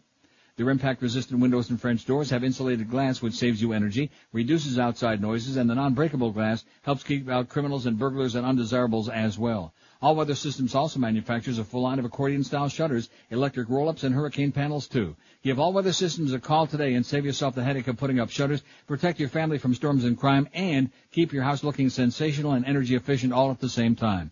Call All Weather Systems toll-free, 1-800-728-5126. That's 1-800-728-5126. They provide home protection of the highest quality with service reliability and professionalism comparable to none. Call them today and please tell them that Neil Rogers told you to call All Weather Systems. 1-800-728. What is it? Sports Radio 560. QAM. Decriminalize pot in Florida. Yes! What if Bill Clinton did indeed get his own TV talk show? Ladies and gentlemen, live from Chappaqua, it's the Bill Clinton Show with special guest Yasser Arafat, comedian Carrot Top, and former Speaker of the House, Newt Gingrich. I'm your announcer, Al Gore. Now, please welcome the Prince of Poontang, the Master of Memories, the King of Crotch, the man who knows Victoria's Secret, Bill Clinton. Thank you very much. Boy, it was hotter than a chubby intern in a thong yesterday. All right, settle down. My first guest is the leader of the PLO, and his favorite group is ELO. Please welcome a sweet-talking man, Yasser Arafat, everybody, right here. So, Yasser. Yes, sir. Is there any way we can solve this whole thing? I don't think so, sir. Let's say I send you over a couple of Queens of King. What do you mean? I do not understand. Sure you do, buddy. I'm talking about floozies, hoochies, zipper monkeys. Well... Loosen your tablecloth and think about it. Meantime, scoot over. My next guest is here. Al? Thanks, Bill. Our next guest is the former political machine. He's got snow on the roof, a fire in the furnace, and a bug up his butt. Please welcome Newt Gingrich. All right, Newt. Welcome there, buddy. How's things by you, Newty? Well, my new wife's got a cold, so I'm leaving her. Good for you soulless bastard. We'll be right back with Carrot Top. Stay with me. 10:33 at 560 WQM. So how'd the beast do on a scale? We got a number? We have a number. 254 as of today. 30 pounds. Oh! Let's hear it for the beast, and even 30 pounds on Balance for Life. He's doing it. Started at 284. He was on the verge of death, this child. I guarantee you that. He was only a matter of months away from the big piano box in the sky. It's been exactly 2 months. It was 2 months yesterday to the day. 2 months, and he's lost 30 pounds. A beautiful thing. 30 pounds, and I bet you can see it, too. You can, or the like thereof. How do you like that? From 284 to 254. Who was giving you crap? Was it on Mo's show the other day? Is he in there? Beast? Yeah. No, not right at the moment. Oh. No, but somebody was giving him crap about, you'll never go. He was talking about his goal is to get under 200 by whatever date he was talking about. Maybe it was an unrealistic date. But he'll do it. I guarantee you that. At this rate. Because in spite of the fact he went on a cruise for 3 days, and because he was also on vacation a couple weeks ago for several days, and he still came back and was on the straight and narrow path. Even without his little black sack, because he's been conditioned since he's doing so well. See, that's the key to it. If you're doing really well, psychologically, you keep going. You don't want to screw it up. It gives you the impetus to keep going. Huh? You don't want to screw it up. Right. Other than me, which, I got involved in that phony contest with him in the beginning only to, spur him on a little bit. I weigh the same thing now I did 2 months ago. Almost exactly the same. 196? What is it? No, it was 199 when we started. Oh, that was the last time we weighed you. Yeah. No, I weigh a little over 198. Almost exactly the same. Because I don't have my little black sack. I don't have it. And plus all that Nestle's turtle, which has torn my stomach up, and all the other good stuff. Speaking of that, I'm glad he's not in the room because somebody just faxed me this thing about Krispy Kreme. This is amazing, and this should give you a little idea of why it costs so much to get a franchise. Winston-Salem, North Carolina. Oh, I see. This is where the announcement comes from. Krispy Kreme Donuts, Inc. announced today that the Krispy Kreme store located outside of Minneapolis in Maple Grove, Minnesota, has set a new opening week sales record. First week sales for the Maple Grove location were $480,693. How do you like that? Oh! The previous record, $465,003 was set at the company's first international opening in December 2001 in Mississauga, Ontario, Canada, right outside of Toronto, right down the road here where Don Cherry lives, eh? Mississauga. Yeah, they made a really big deal. You talk about getting millions of dollars worth of free promotion when they were opening that thing up here. They made a big timus about that, about Krispy Kreme. They were standing in line from here all the way to goddamn Alachua, Florida. Can you believe that? First week sales of 480,000. Can you imagine how many donuts that is? I wonder how much does it cost for cause you can buy one. You can go into a store and buy one. Right. How much does it cost for one? I don't know. I've only ever bought them by the dozen, and I don't even remember how much that is. Well, somebody will fax us that information. But I'm telling you, you gotta crank out one hell of a lot of goddamn donuts and a lot of sugar to make almost $500,000 gross in 1 week. And that stuff, I don't care what anybody says. I mean, I know different strokes for different folks, and some people like Dunkin' Donuts, and some people like Tim Hortons because, rest in peace, he was a great defenseman, and a Leaf and all of that. You know, that's fine. But nothing compares to Krispy Kreme. It will kill you. I'll guarantee you that. You eat those, you'll be dead someday. I promise you that. Now here's a fax from Jeff High's chronic boyfriend, which I'm not playing the bit for his kids. Don't start requesting me, Dave. Just leave me alone. But it is interesting. Study: butt slapping decreases moderately in post-game showers. All right. That's a relief. Yeah, thank God for that. And this is the first time in history that anybody's even responded to anything I've talked about in this regard and you want to know why? Because the sports nerds find it too embarrassing. Because it's extraordinarily faggy. It is not a masculine thing. Butt slapping by athletes. A 10-year study released today has found that athletes slap each other's butts less in the post-game shower than they do during games. Oh, I see. This is only in the shower. The study was conducted jointly by the 4 major professional leagues. The results showed that while butt slapping decreases in post-game showers, as expected, it does so only moderately. Now, and see, patting somebody on the butt in the shower, that's 100 times worse than when they got their uniform on because they're naked in the shower. No. Yeah. They're not in there with their uniform on in the shower, George. I said I know. I know, but I'm just saying. It's just, I know you don't want to conjure it up in your mind. It's a disgusting thing. Imagining Mad Dog, for example, patting Joe Rose on the ass in the locker room. Rectum. Even though they weren't playing like synonymous at the same time, but just imagining they were. Or maybe Joe Rose patting Danny Boy, his buddy Marino, on the ass in the shower. Can you conjure that up in your mind? Of course, they deny it. If the average professional player gets his butt slapped by a teammate once a game, says lead researcher Brian Cope, we found that he gets his butt slapped only slightly less, about 5 out of every 8 times, by a teammate in the post-game shower. Now, I got news for you, okay, because I've been around the block a few times. I know my fags, okay? There's only one thing we can say, just like our good close friend Al Goldstein, who we hope gets out pretty soon, once said. That's a gay club, you moron. That's exactly right. And he was talking about professional football at the time, too. That's exactly what he was talking about. But slapping has long existed in sports as a way teammates and coaches show appreciation to one another on the field. A tap on the butt can mean anything from nice tackle or a great pass to something more consoling like we'll get him next time. Or nice ass. Why the butt slapping continues off the field of play and in the post-game shower is less clear, it says. These guys just seem to really like slapping each other's butts, Cope said. Did you say less clear? Less clear. Okay.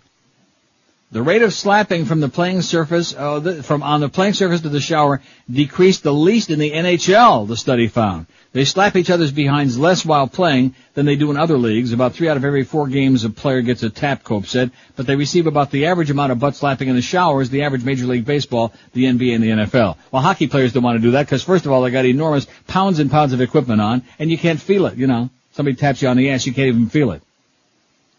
But in the shower, then believe me, Rectum, you can feel it. Another interesting finding on the NHL is that the customary post-goal celebration where the goal scorer's teammates celebrate in a crowd around the player in the corner does not altogether cease in the shower. It decreases, but it still happens, Cope said. Part of it comes from hockey's long tradition of hazing rookie players, I think he said. In other words, when the rookie scores, they put him in, and here's the pivot man on a circle jerk.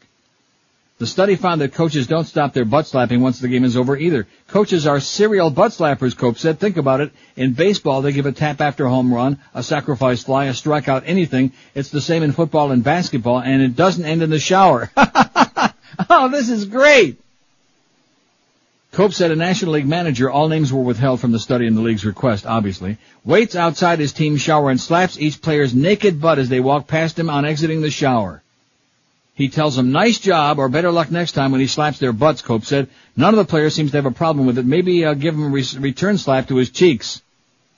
Many gave him a return slap to his cheeks. Can I read that one sentence again? Because even yours truly, I'm in shock. A National League manager, whose name, of course, being withheld for obvious reasons, waits outside his team's shower and slaps each player's naked butt as they walk past him on exiting the shower. Many gave him a return slap to his cheeks, and we're not sure which cheeks they're talking about. Boy. Shocking. Thank God we got all those macho people listening to the other hours, the other 20 hours a day on QAM, where we don't have all that faggery going on. 19 till 11 at 560 WQAM. You know, one of the things about getting old is losing your hair. When you get like past 20, when you get real old. That's right, that big bald spot starts appearing, and in some guys it just altogether vanishes, all that hair on your head. Charles Alfieri would like to help you do something about it, something that makes sense, something that'll make you look good, instead of something that'll just fleece a lot of money out of your pocket, like those silly holes in the head or those mousy-looking pieces. Charles Alfieri's got the latest technology that provides you sensational results for guys who want a lot more hair, or even a little more hair, and the most amazing-looking natural hairline. That's the key. It looks just like your hair, like it's growing out of your scalp, instead of like some horrible animal from outer space died on your forehead. Charlie's been helping the famous and not so famous look their best for over 25 years. He can do the same for you while restoring your lost confidence in your business and personal life. Maybe you can get laid like once a year. So wait no longer. Call today. There's no obligation, and don't forget, mention my name, and Charlie knocks $200 off the regular price of his natural hairline system. Call today, toll free, 1-800-321-2413, or log on to charlesalfieri.com on their website. Don't forget, you can get your hair back and look sensational from Charles Alfieri. 1-800-321. The Mad Dog. Weekdays at 1 on Sports Radio 560 QAM. This is the most disgusting program. I urge everyone to complain to this station. Nothing tastes quite like Mom's Pie. Careful, pal. You'll need both hands to eat Mom's Pie. That's because Mom's Pie is jelly-filled, so it jiggles when you eat it. Mom's Pie is so good, you won't mind if it gets stuck in your whiskers. But don't take our word for it. Just listen to these satisfied customers. Hey, John, how's your mom's pie? My mom's pie is great. But check out Bob. He's got his mom's pie all over his face. Hey, Bob, you better wipe your chin. My mom's pie is finger-licking good. And for those of you on the run, try a single Mom's Pie. Twice the fun and half the work. Eating out tonight? Bury your face in Mom's Pie. Available in every flavor but cherry. 1046 at 560 WQM. Look at that. The Simpsons is pulling off. I'm beginning to wonder about that. I think George has put the fix in. Greatest TV show of all time, Simpsons 35, All in the Family 27, MASH 24, Seinfeld 19, Monty Python's Flying Circus 10, Star Trek, Next Generation 9. Everybody else is sucking wind from there. Of course, you believe it. Yeah. Because you want to believe it. Retired priest who admitted fooling around with boys indicted for rape. Here's a follow-up on a story we had the other day. A retired priest who's admitted molesting boys was indicted yesterday and charges he sexually abused a boy, sometimes in a cemetery. The Reverend Ronald H. Paquin, 59, was being held on $100,000 cash bail, pending his arraignment on 3 counts of child rape, said Steve O'Connell, spokesman for the Essex County District Attorney's Office. The arraignment has not yet been scheduled, but would be held next week, O'Connell said. Paquin is accused of sexually abusing the boy between March of 89 and January of 1992, O'Connell said. He was arrested last week at his home in Malden after the prosecutors received a tip that he was preparing to flee. Paquin was removed from active service at St. John the Baptist Church in Haverhill, Mass. in 1990. After allegations of sex abuse surfaced there, the church has paid settlements to at least 4 of his victims. How do you like that? In January, in an interview with the Boston Globe, Paquin admitted he molested boys in his Haverhill and Methuen homes. Sure, I fooled around, but I never raped anyone. I never felt gratified myself, Paquin said. I've gone 12 years and haven't abused anyone, so I'm not a pedophile because I'm not a predator. Paquin is also accused in a civil lawsuit of raping a teenage boy while he was in a treatment center for troubled priests, a charge he denies. He's also named in a wrongful death suit by the family of James Francis, a 16-year-old boy who died in a car accident while Francis, Paquin, and 3 other teen boys were returning from a night of sex and booze at a New Hampshire camp. The suit alleges that Paquin fell asleep at the wheel. Paquin says he was sober that night. More to follow, I'm sure, soon, like next week. Speaking of such matters, A unanimous Ohio Supreme Court has struck down a state law prohibiting same-sex solicitation. Wednesday's 7-0 decision reversed an appeals court which had upheld the conviction of a man arrested in 1999 for soliciting sex from a male jogger. Justice Deborah Cook, writing for the majority, said the law violated the equal protection guarantees of the U.S. and Ohio constitutions. She said its effect was to limit one type of expression, offensive same-sex solicitations, while allowing equally offensive solicitations between opposite sexes. See that? In other words, if you straight assholes want to be offensive, we can be offensive too. How do you like that? I like it. All right. Preventing the risk of violent responses to offensive solicitations could have been achieved by prohibiting all offensive solicitations of sexual activity, Cook wrote. And we sure don't want to do that, do we? No. No. Speaking of offensive, L.A. Cardinal apologizes for transfer. Cardinal Roger Mahoney's apologized for transferring a Roman Catholic priest from church to church, despite an alleged confession from the man that he had molested children for years. Earlier this week, Mahoney faxed a 2-page letter to 1,200 priests in the Archdiocese of Los Angeles, acknowledging that he mishandled the case of Reverend Michael Baker. As your Archbishop, I fully assume responsibility for allowing Baker to remain in any type of ministry during the 1990s, Mahoney wrote. I offer my sincere personal apologies for my failure to take firm and decisive action much earlier. Right. Baker, 54, is one of several former priests being investigated by police. He allegedly molested at least 9 youths beginning in 1976, according to LA Times interviews with victims, relatives, and lawyers. Baker told the newspaper that in December of 1986 he met with Mahoney and told of his sexual misconduct with children. He claims that Mahoney did not ask for specifics and appeared willing to let him remain in the priesthood. I told Mahoney I had a problem, Baker said. He was very solicitous and understanding. I was glad I brought it up. Baker continued to have access to children over the next 14 years while he was assigned to 9 different parishes around the Los Angeles area, newspaper said. Baker was asked to quietly retire in late 2000. 2 men who claimed they were sexually abused as children by Baker from 1984 to 1999 later agreed to a $1.3 million settlement with the Archdiocese. They claimed Baker often had let them sleep in the rectory where he molested them.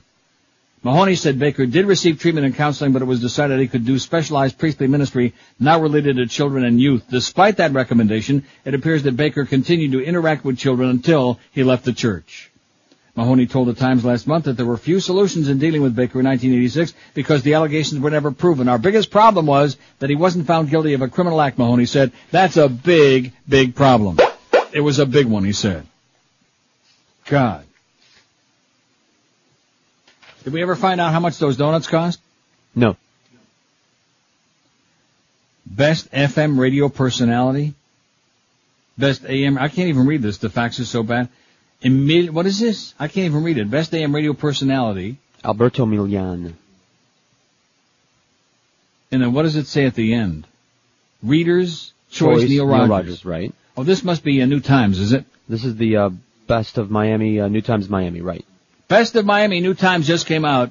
But Best AM radio personality, Gilberto Milian. He's the son of Emilio Milian, right? Alberto, I don't know who that is. Must be. What did I call him? Gilberto? That was just for fun. But you haven't reached the best part yet. Oh, I'm getting there. I see it already out of the corner of my fly. Okay, just relax. Stay calm at all times, please. Best FM radio personality, Lita, a.k.a., is that what I'm saying? Because this copy is very bad. Lita, right, and I wrote Lita, a.k.a. Freaky Carlos, Power 96. I thought she was off that show by now. Yes. Oh, I see. Reader's Choice, Howard Stern, Best FM radio personality, and Best AM Neil Rogers. But of course, New Times, as they always do, have to be really clever and avant-garde and faggy and swishy, which they could have been faggy and swishy picking me, but they don't want to do that. So they pick Freaky Carlos, who's a real major asshole, an obnoxious person who's despised by virtually all in the building, who treats everybody at that reception desk like crap, who talks to people on the phone like some kind of a lunatic. But nevertheless, we like him a lot. Not. Is that it? Is the only one of any note? That's it. Okay, so thanks to the readers of New Times who picked me for whatever that's worth. How do you like that? Although the City Link, they picked Paulie, your buddy Paulie Man. Right. Let's see. Uncle Neil last night, we're watching Smallville on UPN 34 in West Palm Beach at 10:45. We lost our transmission and never saw the end of the show. Please fill us in. Thanks from Fartman in West Palm Beach.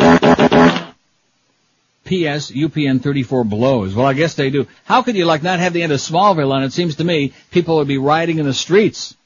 if they cut off my Smallville. Absolutely correct, sir. You better believe it. So what happened in the last 15 minutes? He saved Lana. Yeah.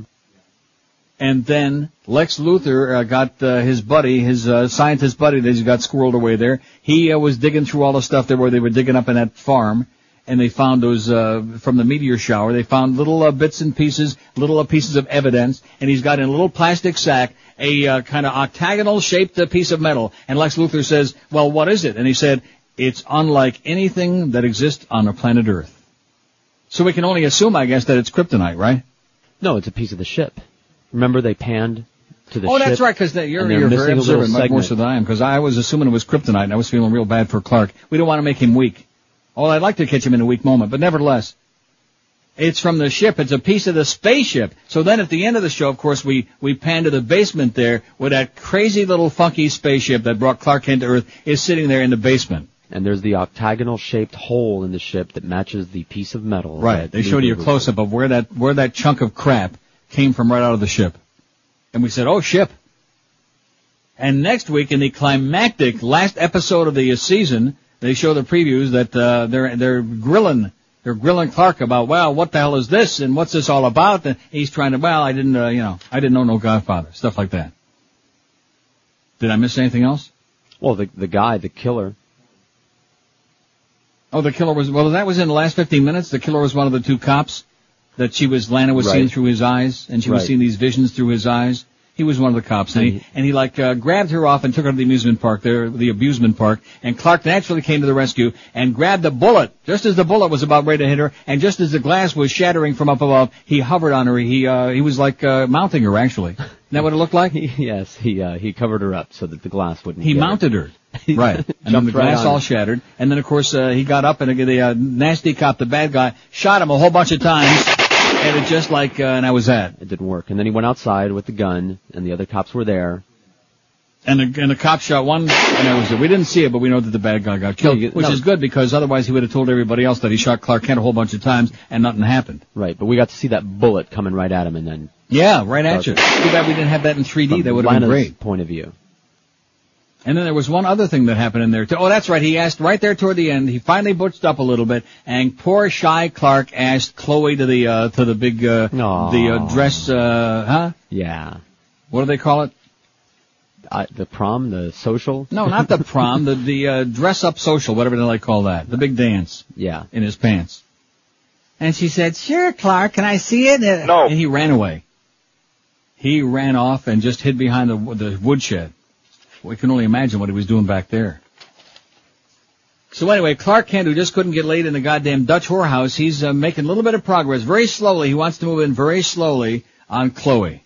And believe me, after we saw those close-ups of her in the sack there last night when she was not doing too good, I'd move in real slowly on that too, okay, and then run the other way, no matter what you like. 10:56 at 560 WQM. Tom Lehman likes it. He likes the listeners of this program. He loves this show. He loves me. He even likes George a little bit.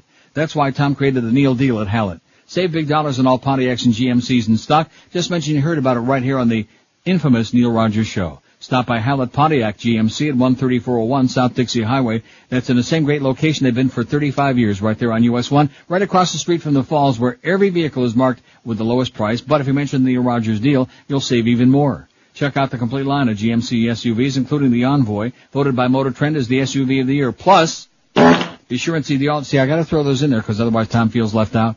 See the all-new Vibe SUV. It's got the power of a sports car at a fraction of the price. Hallett's also got an unbeatable selection of dependable, quality pre-owned cars, trucks, and SUVs. Never a single lemon on the lot at Hallett. And if you've been turned down for credit by any other schmuck out there in Radio Land, have no fear because at Hallett, they'll take good care of you and make sure they work you out a deal. Get the Neil Rogers deal right now at Hallett Pontiac GMC. You'll find them at 13401 South Dixie Highway. That's US 1 across from the Falls, open every day of your life, 7 days a week. You can call them at 305-238-4040, 305-238-4040. They're unbeatable. Hallett Pontiac GMC. Lauderdale, Miami, and Sawgrass. The Neil Rogers Show on 560 WQAM, Miami, Fort Lauderdale. Why are the pretty ones always insane? Sweeps Week Frenzy.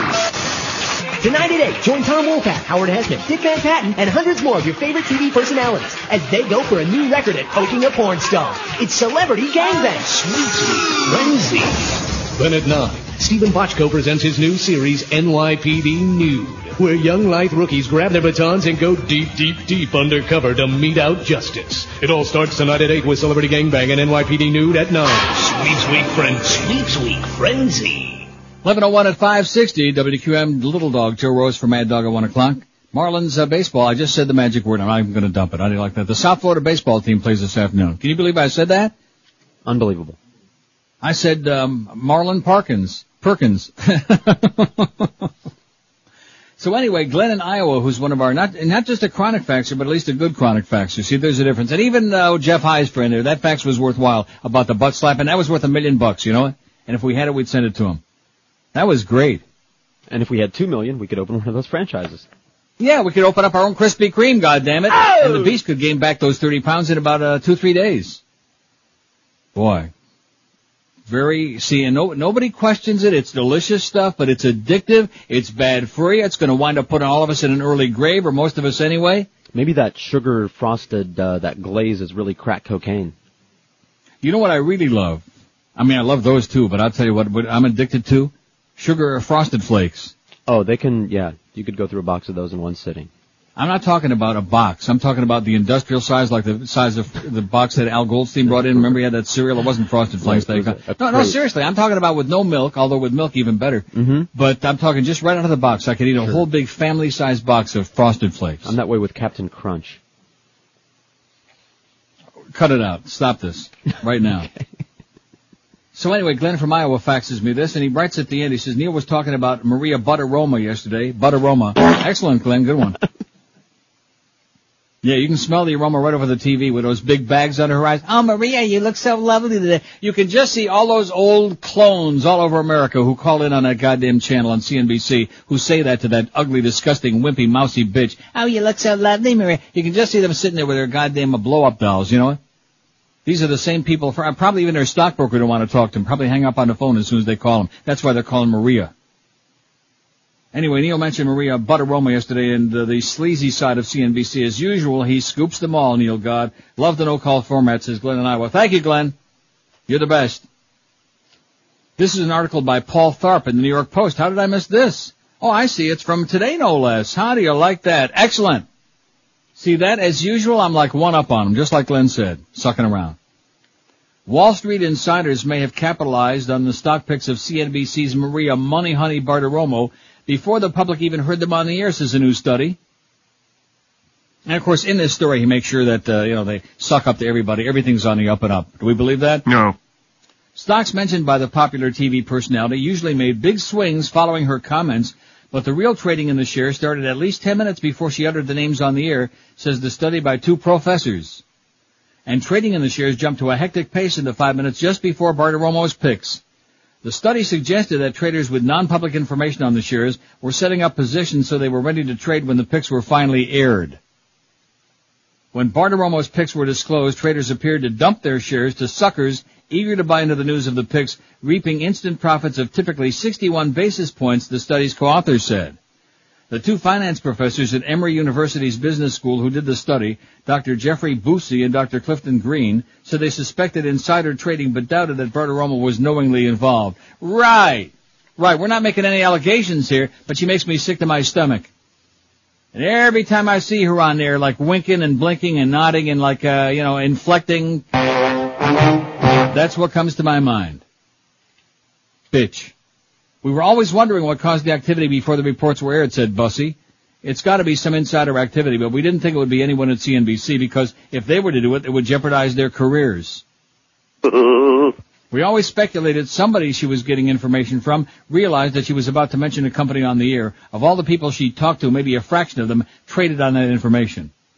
The co-authors think traders were able to figure out what Bartiromo was going to say on the air. It was pretty well known on Wall Street that if you got a call from her about a stock, it was probably going to be mentioned by her, Bussey said. CNBC said no one at CNBC would have been involved in improper trading activity. Well, what do you expect CNBC to say, for Christ's sakes, huh? You expect some spokesman from CNBC to say, oh, we're just manipulating the whole damn thing for fun and profit, mostly profit. CNBC has the highest journalistic standards in the business. Maria Bartiromo has the most utmost integrity, and any allegations or suggestions otherwise are completely without merit, said Bruno Cohen, Executive Vice President of Business News. See how I get worked up about this because I'm so pissed off at what a fraud I got sucked into like everybody else? It's a fraud. It's a big, fat, freaking fraud. Cohen said the unusual activity could have been a coincidence caused by midday strategy meetings of brokerages and the resulting sales activity. Anybody buying that? No! Just a coincidence. Flamboyant here's another major asshole. Flamboyant ex-hedge fund manager Jim Cramer admitted in an interview with the New York Times on Monday that he often talked to Bartiromo and sometimes was able to glean information from her to trade on. Cramer later vehemently denied he made those remarks. How this man can be on the air, this Jim Cramer, who must have naked pictures of that Howard Kurtz guy from CNN who wrote that whole book, which was supposedly was an expose of all of this crap and turned out to be nothing but a suck-ass tribute to Jim Cramer. How he can be on the air has got to be one of the great crimes in the history of mankind.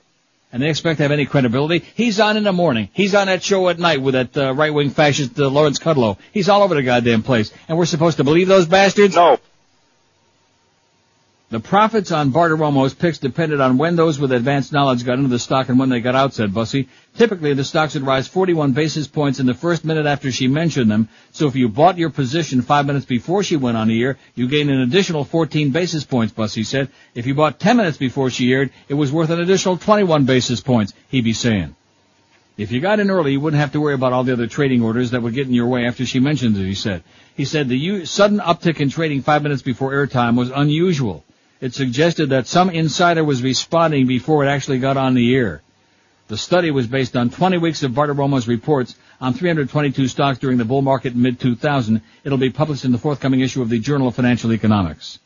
And I wonder, out of those 322 stocks, I wonder how many of those were part of the internet bubble. You know what I'm talking about? The crap stocks that are now either worth nothing or like pennies? We all know exactly what I'm talking about? Uh-huh. You bet. Maria Bartiromo. Bitch. Thanks, Glenn. Thanks for helping to expose the big, fat, freaking fraud that is CNBC and that wrinkled-eyed, baggy-eyed bitch. God, do I despise her. Let's see what you got. I got a million things here, but these faxes keep coming over. I want to make sure I catch up. At least a third of the ones that are actually coming in here. Meaning what? Multiple pages of just stories that you wouldn't be interested in. Hey, but at least they're on it, man. At least they're faxing it. We got a responsive audience now, man. They're doing it. Oh! That's right. Hop on that fax machine. At least then we can pick and choose. In fact, I'm picking one right now. Green one. 39 for the Simpsons, 36 for All in the Family. I think we got a horse race.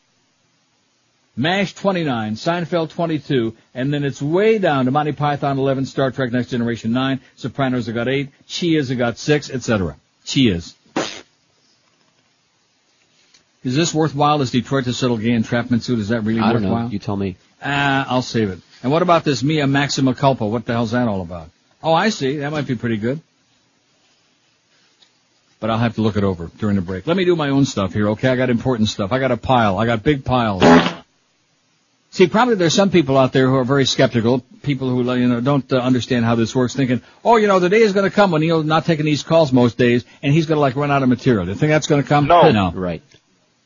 Not when you see the stack of crap that I got, baby. I got crap. I got crap piled all the way to the goddamn ceiling.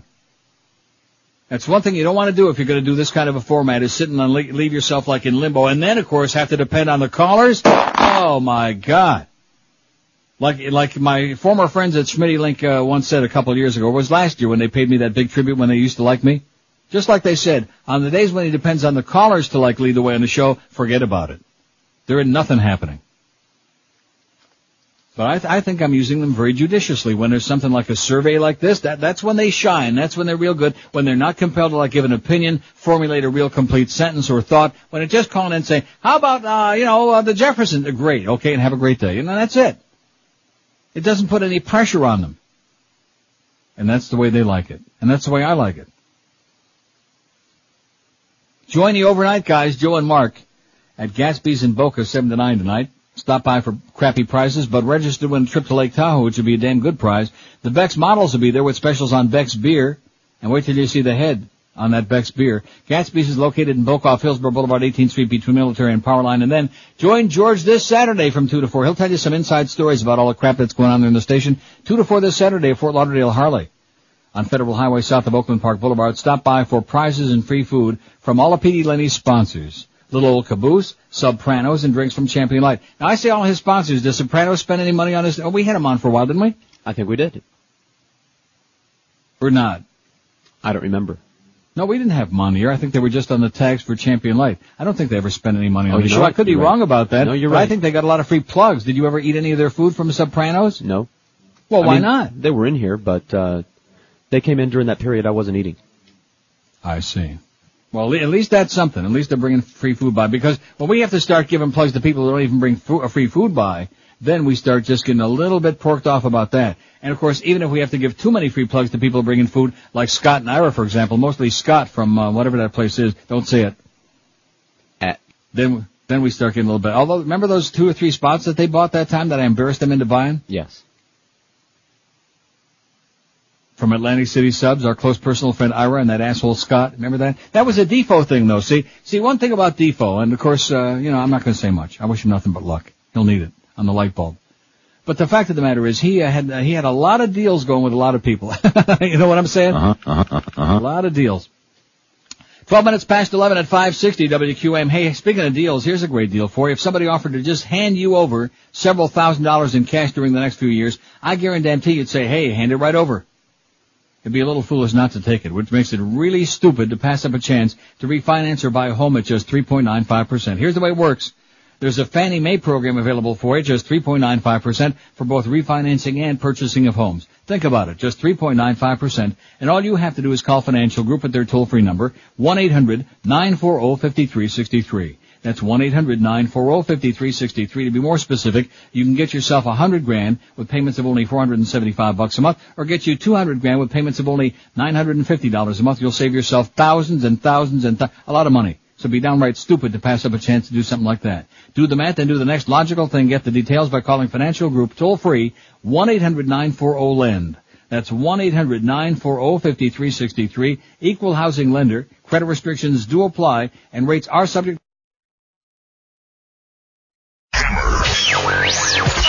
This Friday, live from Baltimore on Sports Radio 560 QAM. Come on in and lay down on my couch. I'll never get these stains out of my husband's shorts. You will now.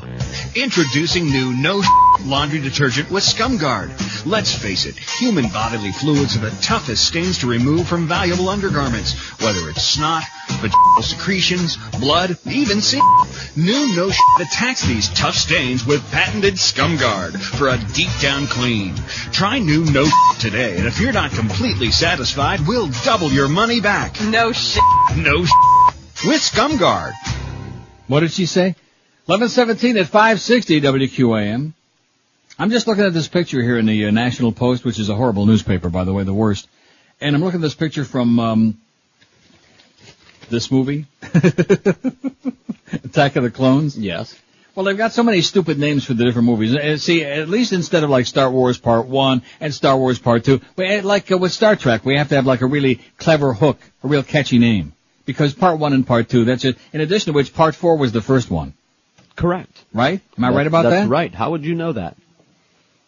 Well, I know that. Don't you think I saw the original one? Yeah, but and maybe even the second one. Cared enough to keep track of which is which. Hey, don't be knocking Mark Hamill now just because he got in that car wreck and his face got all pushed out of, and by the way, he's also, anyway. What? So I'm thinking to myself, I'm looking at this, and granted, they're going to make a lot of money with this movie, and it's going to have gigantic box orifice and all of that. I don't know if it'll, outdo Spider-Man, but nevertheless. I'm thinking to myself, since they had that very corny and embarrassing and poorly acted scene there, what if Hayden Christensen and Natalie Portman really did it in the movie? You know what I'm saying? Really had sex? That could only have helped, instead of the sappy dialogue they were sharing and exchanging. No, but seriously, I mean, granted, there'd be a lot of people maybe nervous about bringing their little kids in there to see that, but, maybe America might grow up someday. But I'm thinking that if they really got it on during the movie, like I'm talking about, like a real sex scene, I bet you they get, break all the box office records. Sometimes they film 2 different versions of movies so that they can play another one on TV. That would be a good idea. The R-rated version with violence and sex, and then the X-rated version. The kitty crap. Let's see.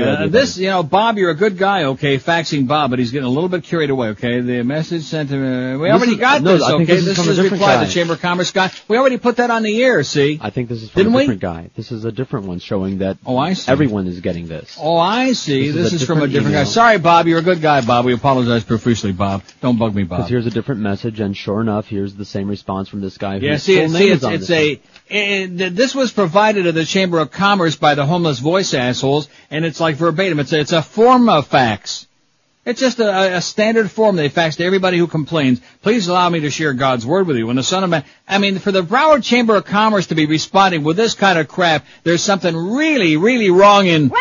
I'll tell you that right freaking now, man. There needs to be an investigation of this, but of course, being South Florida being what it is, because everybody in the media down there are a bunch of pussies, there won't be any investigation, just like that goddamn cop prostitute ring down there.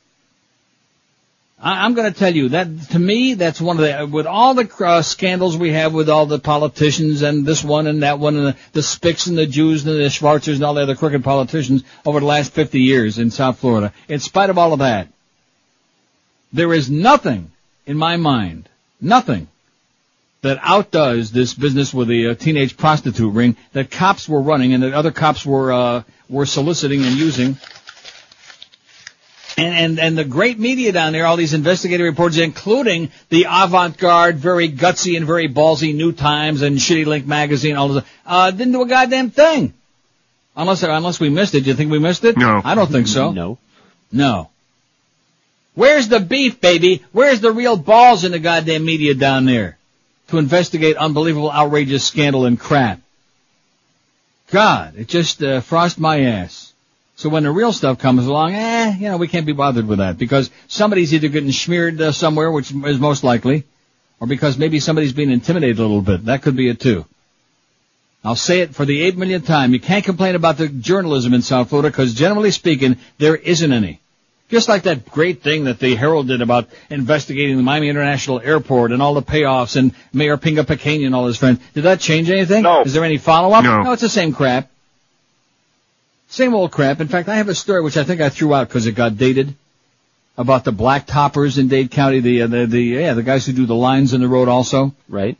And about a big scandal with that, about how, it was all these payoffs they had to make to get the contracts. And just like the guy that called us that one day from Palm Beach, that poor enterprising business guy, he said, they won't even talk to you unless you smear the right hands in Dade County to do anything in the airport. He was trying to get like, a vending thing in the airport. They won't even look at you unless you smear people there, because that's how corrupt it is. So please don't give me a song and a dance about, you're picking on South Florida. I'm picking on it because it's the goddamn truth, because it's a place that's bankrupt. It's morally bankrupt. It makes me sick. It makes me want to puke. Anyway. So nobody's going to look into the Chamber of Commerce in Broward and why they hopped into bed with a homeless voice and maybe who's getting smeared there a little bit. And to think that they can't have their own people respond to the faxes, they have some kind of a form, a religious gobbledygook thing that Homeless Voice gave them to send back? That's just outrageous is what it is. It's unbelievable. Yeah, that too. Maybe even incredible. But that's South Florida for you. Never going to change. It's never going to change because, like I've told you for years, the only things they're passionate about are the early bird dinner and what can they get for free. That's it. That's what really turns on the populace of most of South Florida. What can we get for free and the early bird dinner? And boy, if we can get that for free, then life is really worth living. Almost. Am I getting a little bit worked up about that crap? No, not enough. Oh, this thing with the Homeless Voice being, and not just welcoming them in and legitimizing them, but having a fundraiser for them. And promoting them. And I'll guarantee you, we didn't have a half a dozen people that faxed the goddamn Broward Chamber of Commerce about that and got bent out of shape. And you should be bent out of shape. Because everybody that I talk to is as pissed off as I am about these assholes out there in the middle of the road, blocking you off and intimidating you at every intersection all over town in Dade and Broward. Who are multiplying probably like rabbits, Palm Beach by the too, way. wouldn't surprise me, huh? Just wait till you come back to town. They're multiplying, they're spreading, they're thicker than ever. Yeah, it's like a goddamn disease. And their response is, after the various municipalities threaten them with, passing laws to get them off the streets, the response is, well, if you try to keep us off these major intersections, we're going to go like in the back streets and into people's in the private neighborhoods. And they better stay out of back street. How do you like that? To tell you the kind of militant cult that this is. Legitimate organizations don't make threats. They don't operate by intimidation. They don't try to muscle their way into your life. But this is not a legitimate organization. So you people at the goddamn Chamber of Commerce, man, you haven't heard the last from me yet. And not that it's ever going to do any good, but at least I'll be the one voice that keeps screaming about it. Just like the thing with that cop prostitute ring. Here we are talking about the Catholic Church, and rightfully so, and all these other religious organizations, these fronts for perversion, where they've been molesting all these little kids for years. But I guess if cops do it, then it's okay. If any of you listening to me did it, you'd be in a goddamn slammer for 50 years.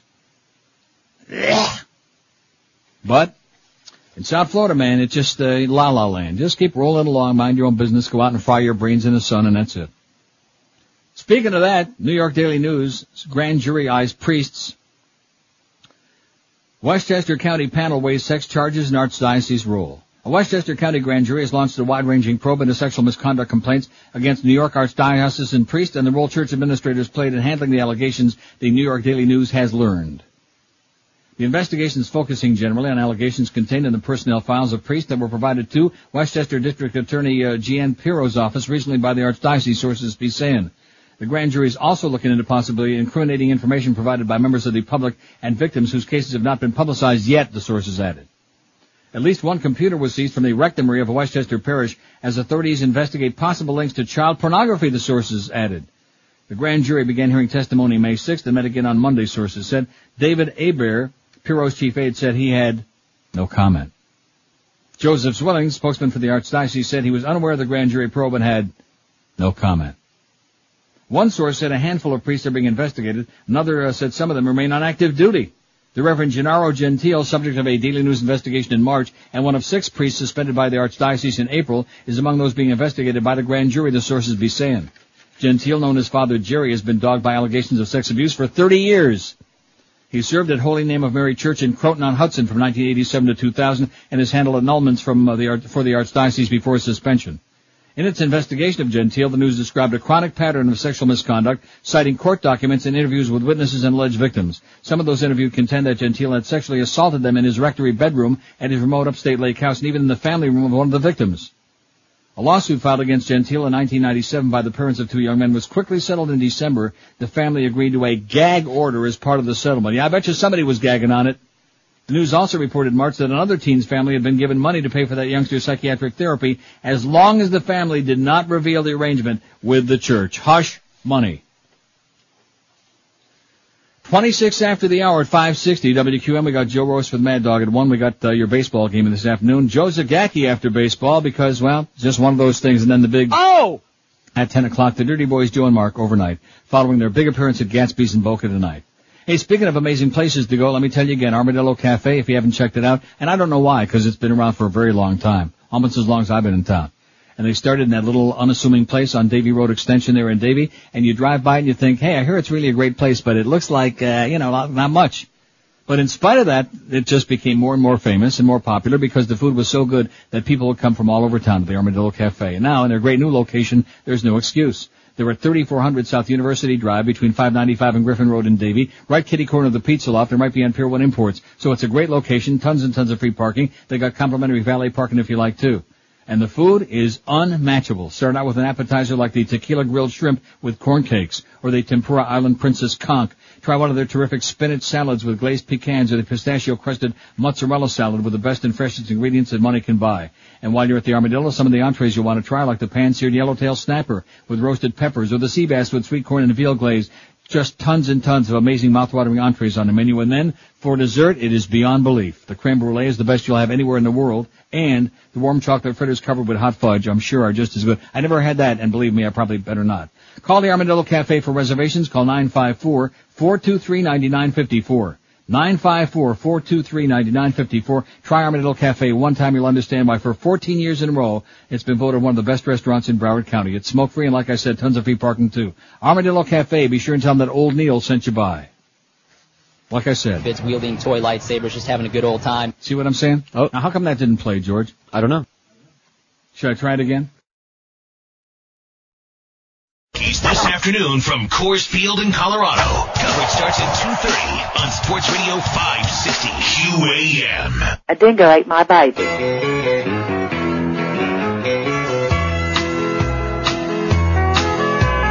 They want us to find a way to reimburse them for back pay from 200 years ago when they were slaves. Well, I only have a mobile home, a pit bull and a pinch of skull. So if you wanna ask me how, here's what I gotta say. You've got to kiss a nigger good morning and tell him that you're sorry for enslaving them all. Kiss a nigger good morning, and that's for everybody who is dead and gone. If I was born in 1802, owning slaves ain't something I do. But what for dead people did to you, I have to take the blame. Would you settle for an old Pontiac with a can of smelly cherry in back? Instead of 40 acres and a mule, I have a better way. You've got to kiss a nigger good morning, plant one on Halle Berry, Morgan Freeman too. Kiss a nigger good morning, and that's your restitution for enslaving you. Kiss a nigger good morning, and tell them that you're sorry for enslaving them all. You got to kiss a nigger good morning, and that's for everybody who is dead and gone. All right. 11:33 at 560 WQAM. 45 for The Simpsons, 43 for All in the Family. Our final runoff, our spin-off, our whatever the hell it is. Best TV show of all time.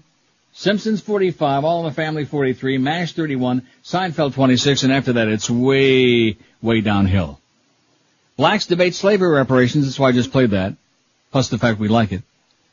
In Newsday today it says, Joe Hicks says he and millions of people like him are the reason reparations for descendants of African slaves are a bad idea. Good. A black professional and family man, Hicks works in an L.A. high-rise, owns a home and has 2 daughters. He says reparations would be an insult to hardworking blacks to insist they need some kind of government aid because of something that happened over a century ago. And you are absolutely correct, sir. Right, there's the good Schwarzer for you. Reparations have emerged as a major issue for black activists this year, with class action lawsuits contending that present-day gaps between whites and blacks in everything from income to life expectancy are the legacy of slavery. Yet a vocal minority in the black community, including Hicks and other often conservative intellectuals and activists, are arguing against the reparations drive. Good for them! The majority of black Americans are in fact middle class, says Hicks, executive director of the Center for the Study of Popular Culture, a conservative think tank. They don't feel the crushing weight of slavery in their daily lives, he'd be saying. Reparations advocates argue that descendants of enslaved blacks are owed a debt for their ancestors' unpaid labor and the consequences of slavery. Most American blacks or whites don't even understand slavery. They really don't understand the impact that it's had in our culture and how it lingers, said Ray Winbush, who's editing a book on reparations that includes essays from both supporters and detractors. People want to say, that was then, this is now. Wasn't there a movie like that? There was, with Emilio Estevez. And Craig Sheffer. That was then, this is now. What the reparation discussion does is connect those historical dots between slavery and now. It's kind of like, when the Indians owned Manhattan. We'll make a lot of dots and connect between back then and then, all those beads they got. Even today, advocates note an income gap between blacks and whites persists. Can't imagine why. About 47% of black households could be considered middle income in the year 2000, according to an analysis of census data by the Joint Center for Political and Economic Studies, another think tank focusing on black issues. But there's sure a lot of think tanks around, you know what? A lot of think tanks, but there's nobody thinking. Tanks. By contrast, about 64% of white households were middle income. 47% of black households, 64% of white households. Earlier this month, a man who's a descendant of African slaves filed a federal lawsuit against a bank, an insurance company, and a railroad claiming they or their corporate predecessors unjustly profited from slavery. 3 slave descendants filed similar suits in March. Yet, now I gotta be careful with this name, Niger. Niger. Nigger Innes, national spokesman for the Congress of Racial Equality, says the reparations debate within black America is not the slam dunk you might believe. See, there you go. There's a dark guy using a basketball term again. The reparations debate within black America is not the slam dunk you might believe. There's a little rebellion that's taking foot. Innes, Hicks, and others are debating reparations advocates like the Reverend Jesse Jackson, the unctuous Jesse Jackson, and Adjoa Ayatora of the National Coalition of Blacks for Reparations in America. The Reverend Jesse Lee Peterson, a conservative black activist, and of course obviously a reverend, is planning a nationwide Stop Reparations Now tour at university, churches, and community centers beginning in June. Oh! Let's hear it for the Reverend. Reparations advocates know most white Americans are not going to stand up for it against fear of being called a racist. Now, say it again. Most white Americans are not going to stand up against it, I see, for fear of being called a racist, Peterson said. Recent people, immigrants who came here legally, will have to pay. This is just another shakedown. Now, do you agree with that most white people are going to stand up against reparations? I don't believe that for a second. I think their point is that there's not going to be a big public outcry, rallies. Well, I guarantee you there'll be plenty of private outcry behind closed doors. I'll tell you that. Right. There'll be plenty of crying on this show, publicly and privately, because the answer is no. No, it's horse crap. Just another desperate attempt to get a handout. No chance. Get your hand out of my pocket, goddammit. It's an argument Winbush said he encounters frequently. My ancestors didn't own slaves, so why do I have to pay for something I didn't have anything to do with? He answers by setting the $20,000 paid to each Japanese American held in internment camps during World War II. It's American as apple pie to pay taxes or whatever for what this nation did, Winbush said. The difference being what he doesn't understand is that those Japanese Americans who were held in internment camps, those people actually had a complaint because they were violated. Them, not some of their ancestors 2,000 years ago or 400 years ago or whatever the hell it was. I guess he doesn't see the distinction, does he? No. Maybe you better go back and spend more time in his think tank. Some who oppose reparations believe the movement depicts blacks as victims. It's sort of a continuation of the sort of grievance politics that black American leadership has fallen into, where you just claim grievance and victimization and hope to get from the larger society some preferential treatment or money, said Shelby Steele, a research fellow at Stanford University's Hoover Institution. Reparations would not correct social ills such as inadequate school systems. There you go. Now we're starting to get warm a little bit. Underdeveloped urban centers and the proliferation of gangs, critics say. Now we're starting to get to the meat of the matter. If you threw money at schools and the racial profiling issue, that would do precisely nothing, said John McWhorter, a senior fellow at Manhattan Institute, a New York-based conservative-leaning think tank. Detractors also say the details of determining who's entitled to reparations could split the black community. For example, would someone with one black parent be entitled to reparations? And what about Malcolm? You think he deserves any? A quarter. Said Innes, these are the types of questions that not only are going to divide black America from the rest of America, but divide black America within itself. Well, I don't think it's going to happen because I don't think it's going to get that far. Do you? No. In spite of Jesse Jackson, all the other people looking for a grandstanding once again, I think the answer is very clearly no, and the board goes back. Try some other way. 20 before noon at 560 WQAM. Look at that. Simpsons 48, All in the Family 46. It's getting nip and tuck. It's getting tight, baby. MASH way down there at 32. Mattress shopping is just plain. Look what it says in my copy here. Look at the word. Just plain stupid. That's what it says. You can't actually test mattress comfort by lying out in a store somewhere for a few minutes with some asshole sales guy standing over your shoulder while the plastic is still on the mattress, by the way. How the hell can you test that out? So if you want to really test out a mattress, and if you really want to get the best one going at an unbeatable price, call our good friends at Dollar Mattress, 1-800-MATTRESS, like I always be doing. Because Dollar Mattress gives you so much more than just great service. They give you an unbeatable deal all the way around. Like I said, low prices, top name brands, Serta, Sealy, Simmons, King Coil, they got them all. They got people answering their phones who really know this business inside and out, so they hook you up with exactly the mattress you're looking for. And because they got the deepest selection of brand name mattresses, you don't have to worry about getting bait and swished. They'll never do that to you. The one you want is in stock right now, available for immediate delivery when you want it, when it's convenient for you, like I've been telling you for a coon's age. So pick up that phone and call Dollar Mattress right now. Believe me, you'll feel it in your back and the way your whole body feels every day when you walk around sleeping on a great mattress. Call 1-800-MATTRESS. Do the smart way, not stupid. 1-800-MATTRES, or look them up on their website if you prefer at mattress.com.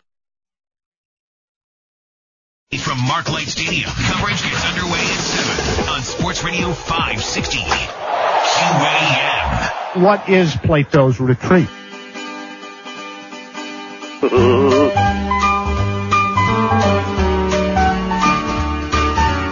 like all the heartburn.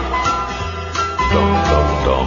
Every time I see dum, dum, dum, dum. That retarded dimwit dum, dum, dum.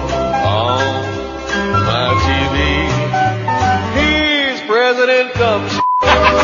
Republicans muscled in, an inarticulate idiot. I don't know why they would want this guy, but now he's here.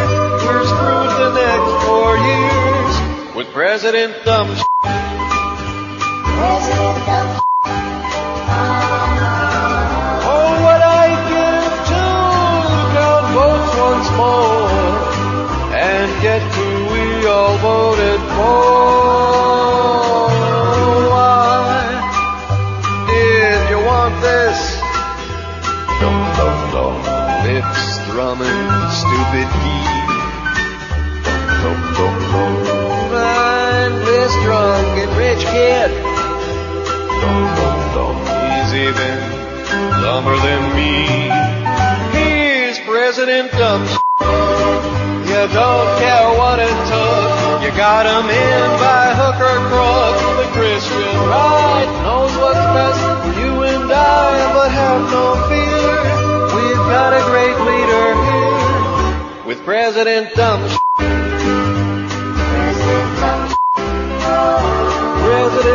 As America continues its never-ending search for mediocrity, here we got it. And you realize with all the scandal going on with Enron and everything else, and with the brokerage houses admitting that they've been touting stocks, that behind the closed doors they've been saying we're a bunch of crap. In spite of that, this president's still promoting his plan on letting you take part of your Social Security money and gamble it away. And invest it in the market. You talk about chutzpah on behalf of all of his corporate friends. It is just unbelievable. And of course the bushlickers out there, oh yeah, well that's a good idea, that's a great idea. Let's see if we can invest all of our money for all those years instead of getting such a crappy return on that Social Security.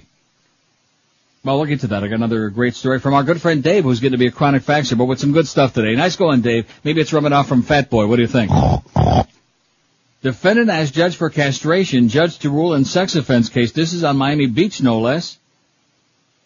A man who confessed to sexually assaulting an 11-year-old boy has told a judge he'll plead guilty if he can avoid prison by being surgically castrated. All right. Ricardo Jose Garcia, 37, was accused last year of performing oral sex on a child under 12. Under Florida law, he'd face a life sentence if convicted of an offense against a victim that young.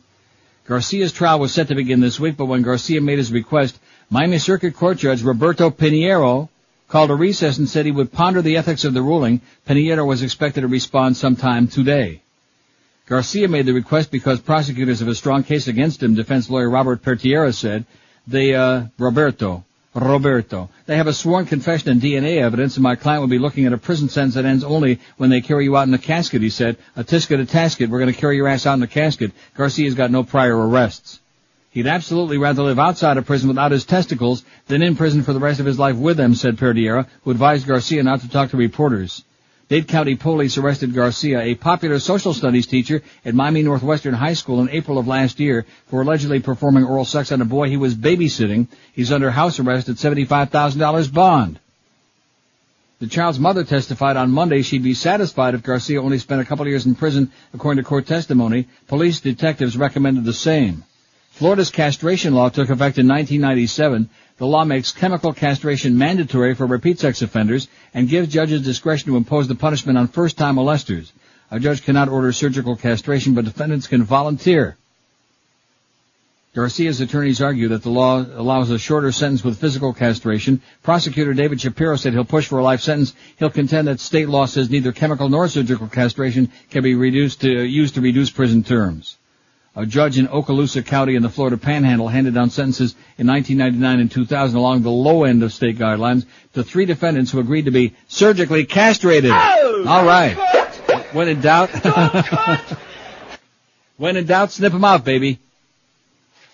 Oh. Let's see, Chris. You have to be joking me. If this is true. If this is true, that Norma Kent called the Mr. Ego show this morning, I will never speak to that child again in my life, says Chris, who's a 17-year-old listener. Do you think somebody who's a loyal listener to the show would not make that up? I don't want to think about it. Stormin Norman? I don't want to think about him. I don't even want to. In fact, something, I want to talk about him now or to him. Anyway, mob muscles in on market. This keeping in mind that your president wants to let you take and gamble away your Social Security money when you're a young person, so that by the time you get to be like retirement age, you'll have nothing left like the Enron people. Just gamble it away. In fact, how about free plane tickets to Vegas is a better idea. At least you'll have a good time there. You'll come home broke, but you'll have a great time. This is from the Daily News. When Robert Gallo applied to be a registered stockbroker, he mentioned his only previous experience was as a labor foreman. He didn't say anything about his reputed association with one of the nation's largest crime families, New York's Genovese clan. Mafia-run stock market firms focus on violence and ripping off clients. Once Gallo joined the Monitor Investment Group at 20 Exchange Place, he acted in a manner more consistent with a character in The Sopranos than someone who keeps track of the Moneyline NewsHour. On June 14th, Gallo was indicted along with 119 others in the biggest securities fraud case in U.S. history. Since then, law enforcement officials and financial regulators have come to believe the mob's influence on Wall Street may be even greater than they once suspected. The 5 New York Mafia families say authorities have figured out that the current bull market has made it ripe for the picking. Officials see increasing cooperation among crime families to divide up the Wall Street pie. They're getting more together, said Barry Maughan, director of FBI's New York office. They're apt to be taking advantage of the good times. They know how we look at them. If they can branch out in a new area where we're not as aware, that's to their advantage. Investigators, prosecutors, and regulators with the National Association of Securities Dealers and the SEC all agree that the mob has lurked at the margins of Wall Street for years. But now, for the first time, prosecutors say a mob boss is receiving a per-share mob tax in a stock scam. Alphonse Alley Boy Persico, reputed acting boss of the Colombo crime family, is getting 6 cents for every share the mob secretly controls in various pump and dump schemes, prosecutors allege. Pump and dump. Assistant U.S. Attorney Patrick, I bet you Cecil knows about that, pump and dump. Assistant U.S. Attorney Patrick Smith, who's leading the 120 defendant mob on Wall Street case for Manhattan U.S. Attorney Mary Jo White, said the money is funneled through Persico's cousin, Frank Persico, a registered broker since the end of the last bull market in 1988.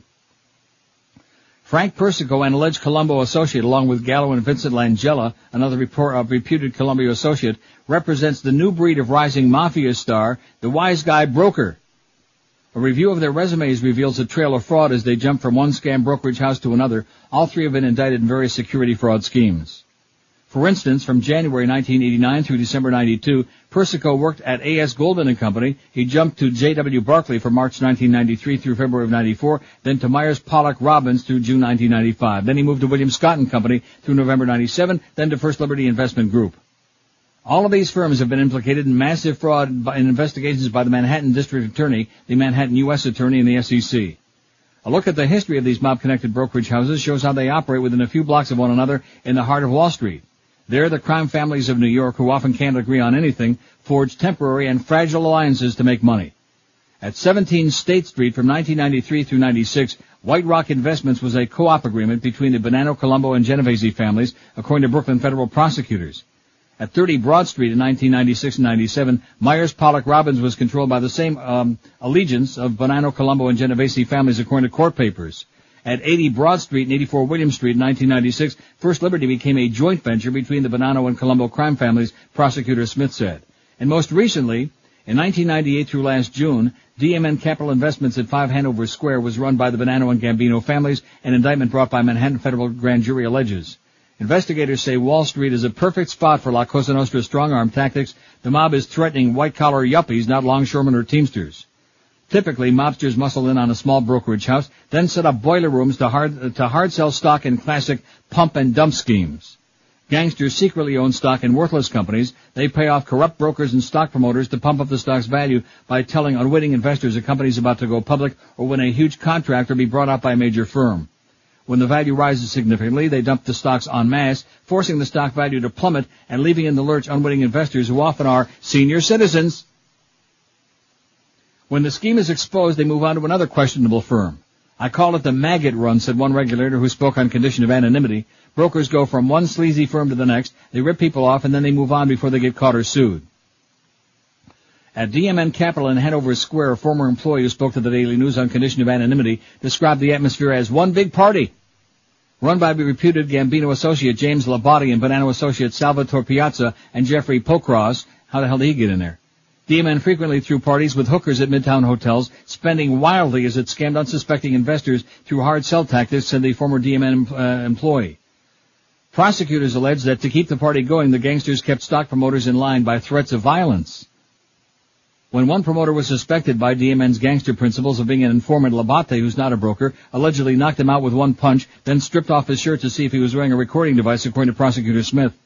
Like many of the mob-run firms, there inevitably came a day when there was a falling out amongst thieves. At DMN, Colombo associate Persico shot up a DMN computer when he decided he'd been ripped off, Smith says. At Myers Pollock, a 6'4" Genovese associate slapped a broker in the face. The broker sought help from a Bonanno associate, and both families arranged a February 12th, 1997 sit-down at the Abbracciamento Italian restaurant near Canarsie Pier in Brooklyn. Best deal in the city. Yeah. Abbracciamento. As a result, prosecutor, maybe they should have had Aiden and Louis in the Bronx instead. You know, I hear the veal's better there. As a result, prosecutors allege the Bonanno family agreed to let the Genovese family control Myers Pollock.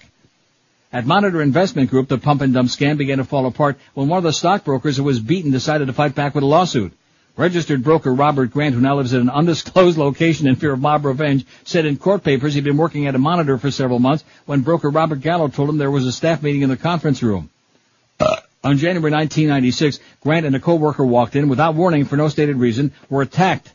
Gallo and 5 other brokers beat the 2 men with fists and kicked them to the floor. One man was clubbed with an office chair. The other was bitten on the back. Grant later taped Gallo, who apologized for the beating but said he believed Grant was about to skip to another firm and take customers with him. He then recited dialogue that could have come from just about any mob movie imaginable. The way yous carried yourselves, that yous was looking to do the wrong thing to us, he said. Sometimes, cooler heads don't prevail, but unfortunately, it's nothing personal between me and you. In other words, it's not personal, it's only business. Oh! 4 minutes before noon at 560 WQAM. Summertime's upon you, baby. On the days when it's not pouring cats and dogs, it's 110 degrees in the shade, and from what everybody says, it's going to be brutal this summer. But Oleomed is a great product that'll help you to feel your best and keep you in good health, help you survive the sultry South Florida summers. Oleomed is a soft gel capsule that contains the best olive oil on the face of the globe, and we all know the great things that olive oil can do for us, in us, on us, underneath us.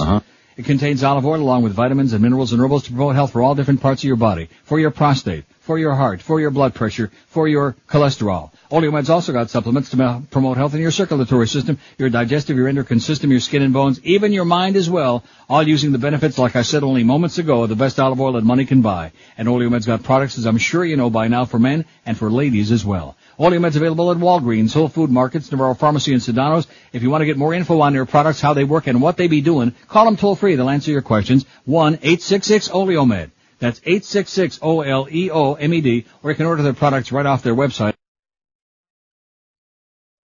Macaroni Grill in North Miami Beach on Biscayne Boulevard. The Neil Rogers Show on 560 WQAM, Miami, Fort Lauderdale. It's the 12 to 1 hour. Oy vey. Saturday night on CBS, Edith is back from the dead. It's the 20th anniversary of All in the Family. Oh, looky there. If it ain't Dom DeLuise. Oh, Daddy, don't be such a pooch. Oh, jeez. Now, whatever happened to my little girl? Look at you.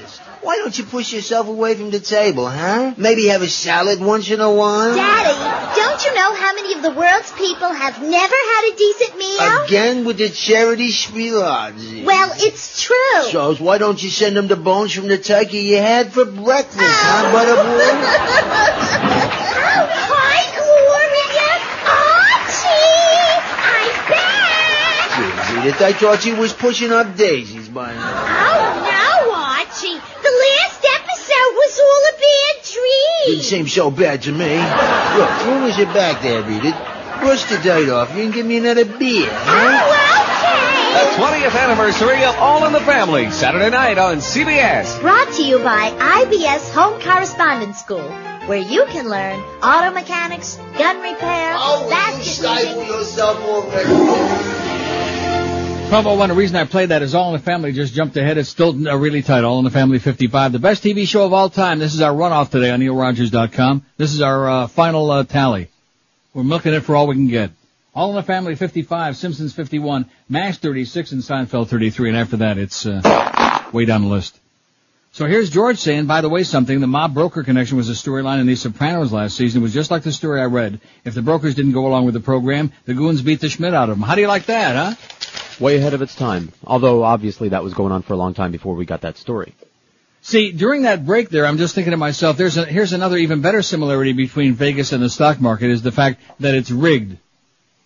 It's rigged. Right. And the little guy hasn't got a chance. I mean, you might get lucky, some people got lucky during the internet bubble and they just happened to get at the right time and maybe they were smart enough to get out. That's just blind luck.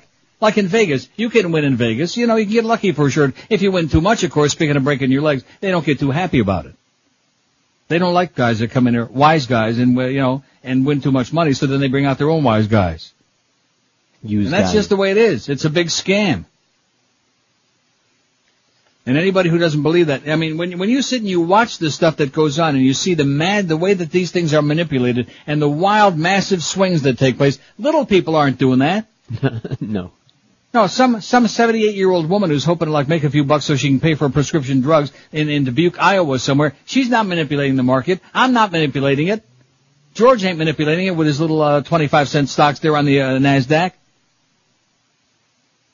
And we sit and we watch the ticker every day, and it's a part of our lives. It's right now, boy, there's that bald-headed asshole, Ari Fleischer. Reporting on threat. Yeah, threat this. And the little tickers are in the corner. NASDAQ's down 2.44, and the Dow's up a few points, but not too much, and it'll go down. And no matter where you turn to, pretty soon it's going to be on the goddamn comedy channel. Every channel, it's going to be mandatory that you have that on there. It's like a subliminal thing, like the president would say. To keep it in your head, so oh, that's better one. Look at that. Look at the bargains that are waiting for us now. Right. Look at Cisco at $16. Look at Oracle at $8. Look at Sun Microsystems at $7.03 or something like that. And Palm at $2.50. Look at all these great companies that are supposed to be the best goddamn thing that money can buy. This is a way to retire, man. This is a way to invest so you really make the big bucks. Isn't it? No. It's a scam. It's a fraud. And in the meantime, they intellectualize it, and therefore it makes it, and they have all these pundits on there, and David Faber says this, and Joe Kernan says that, and Maria Badaroma, she says this, and blinks her eyes, and winking and blinking and nodding, and you're with the inflection of the voice, we're under pressure, we're under pressure. I say it ought to be against the law for them to put those down. If you want to watch the gambling channels, be my guest, CNN, FN, and CNBC, that's it. And if MSNBC wants to put it on there because their ratings suck anyway and they're desperate, maybe they can put it on there. Any other network that puts it on there, take it off. Ought to be against the law. It's depressing. It's demoralizing. Well, what does it accomplish for us? Does it tell you anything? I mean, is it you going to do anything about it? No. No, nothing you can do about it. Retired Red Sox clubhouse manager pleads guilty to sex abuse. In Bartow. Oh, that's, you ever been to Bartow? You've been through there, I'll bet. I'm sure. Over by Tampa? Yeah. Man, what a place that is. I'll tell you one thing, though. They got us beat in many things on the west coast of Florida. Not only they got Crystal, and not only they have Hardee's, and they had the Steak and Shake long before we ever got them, but they got there are strips of roads, man, over there where there's every fast food joint that was ever invented. Now, what the hell is that, Route 60 that goes across to Tampa? I believe it is. I forget. Come on, get with it, will you? You gotta get out of the house a little bit more instead of just going to North Carolina. You gotta go over to Lutz and... No. What's that other one right by Lutz? Dunedin? Where all the Yahoos are, right next to it. Well, anyway, it'll come to me. Possum Springs? No, not that. It's right by Lutz there, where all the goddamn, where they tend to wear those funny pointed hats.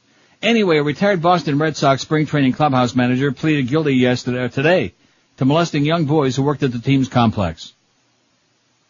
And by the way, extra thanks today to all our faxers out there in Radio Land who are really faxing a lot of heavy-duty stuff that our vast staff here on the Neil Rogers Show doesn't have the resources or time to be able to find. I mean, during the show, you know what I'm saying?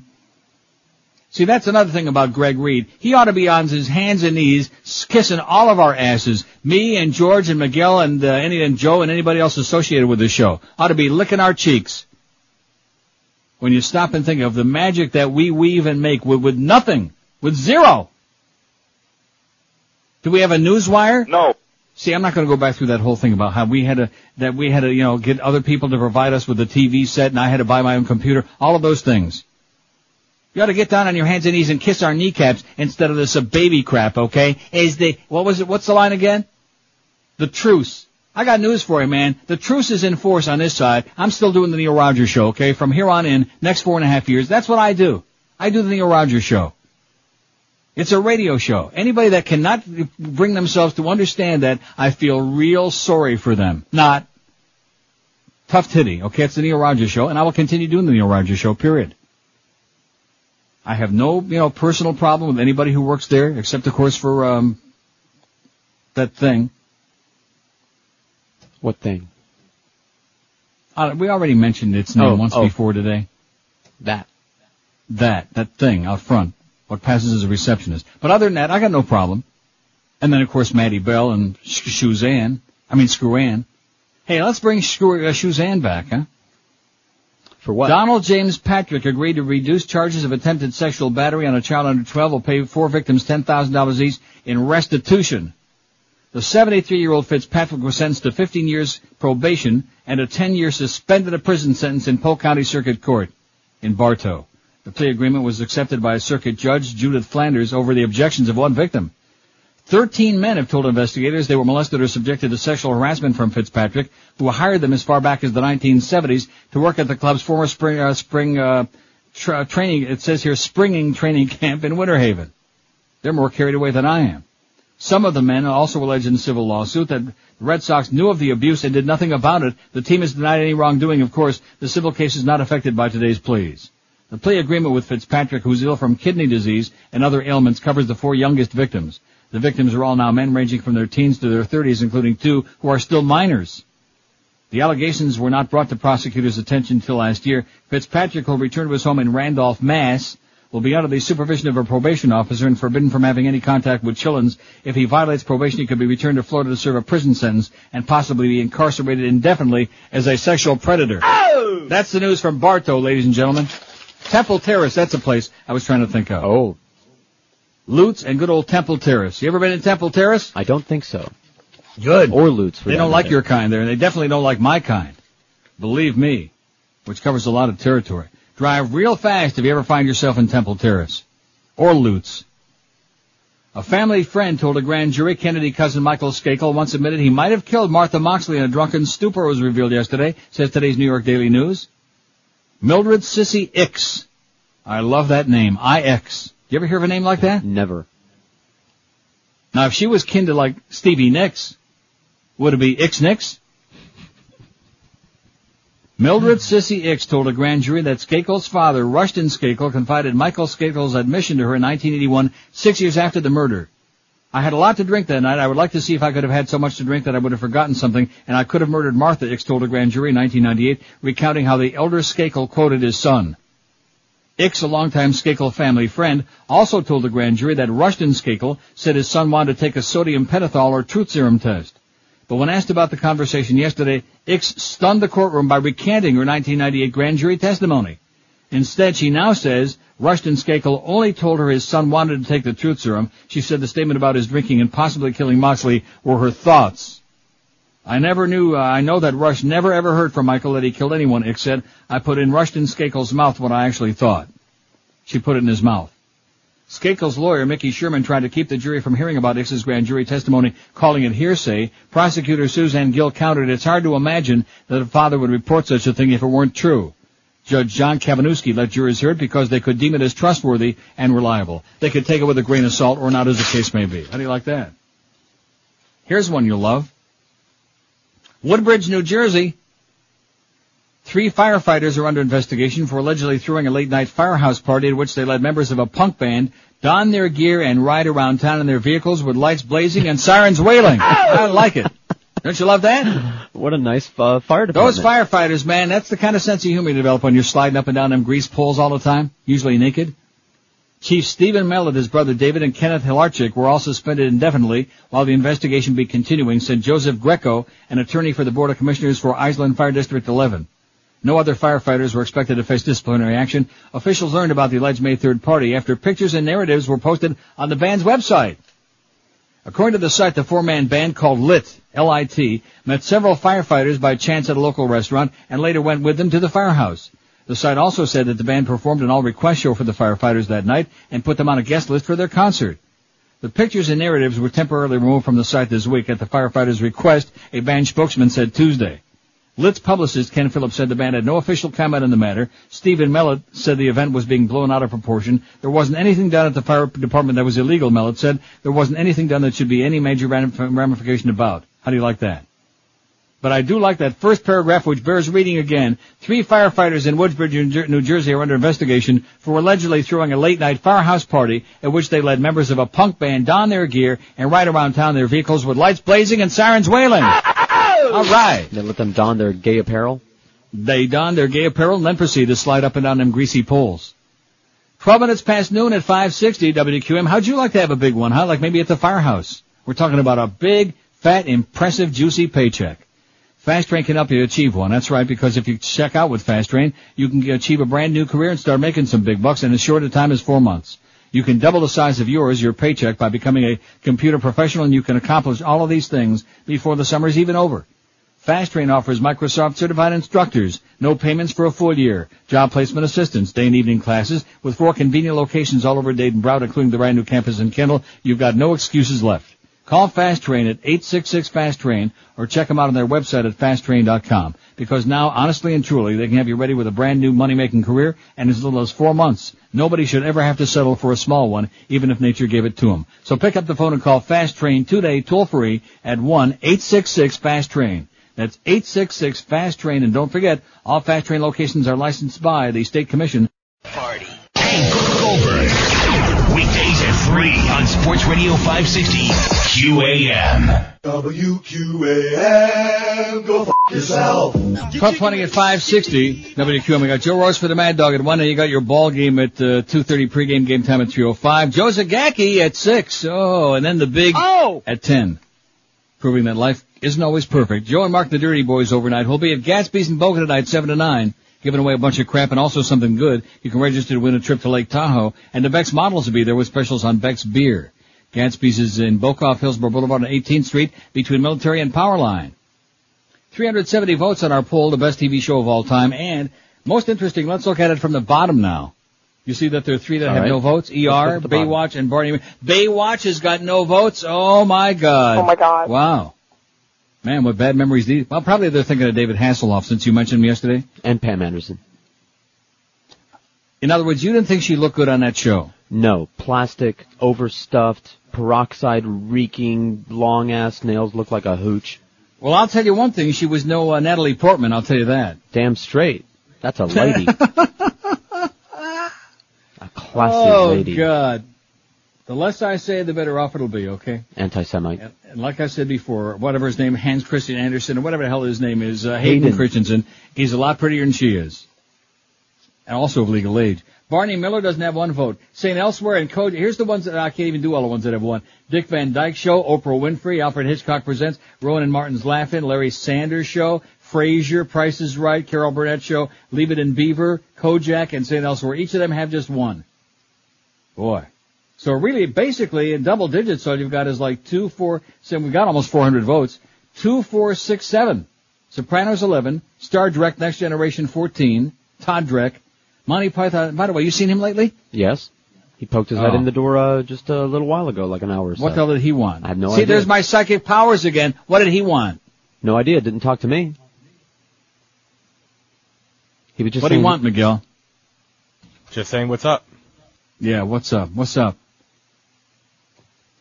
Anyway, I'm just going to bite my tongue because he just infuriates me. At least the other people, we got some real boneheads there in the sales department. At least the other people try. You know what I'm saying? They'll make an effort. They'll make a little bit of a half-assed effort. But here is a man who refuses absolutely to service his accounts. I get copy from this guy about once every 7 years. Then the audience hears me struggling desperately, trying to make something new and exciting and different out of like the same Schmidt that this guy handed me like 7 months ago, 10 years ago, 7 weeks ago. By the way, Happy Shavuos. Did you know Shavuos starts tonight? No, I did not. Let's hear it. Good Happy Shavuos. Have a season Shavuos. And while we're at it, why the hell not a little bonus? Happy Purim! Sure, why the hell not? So anyway, All in the Family 61, Simpsons 55, MASH 37, Seinfeld 36, there's a battle. Monty Python 15, Star Trek 14, Sopranos 11. Those are the only ones even in double digits. Moving right along to show you, like I said before, America continuing, striving desperately to find all the mediocrity it can. Sonny Bono, how's he doing? Seen him lately? I guess not. No. But then his wife picked up right where he left off. That bitch.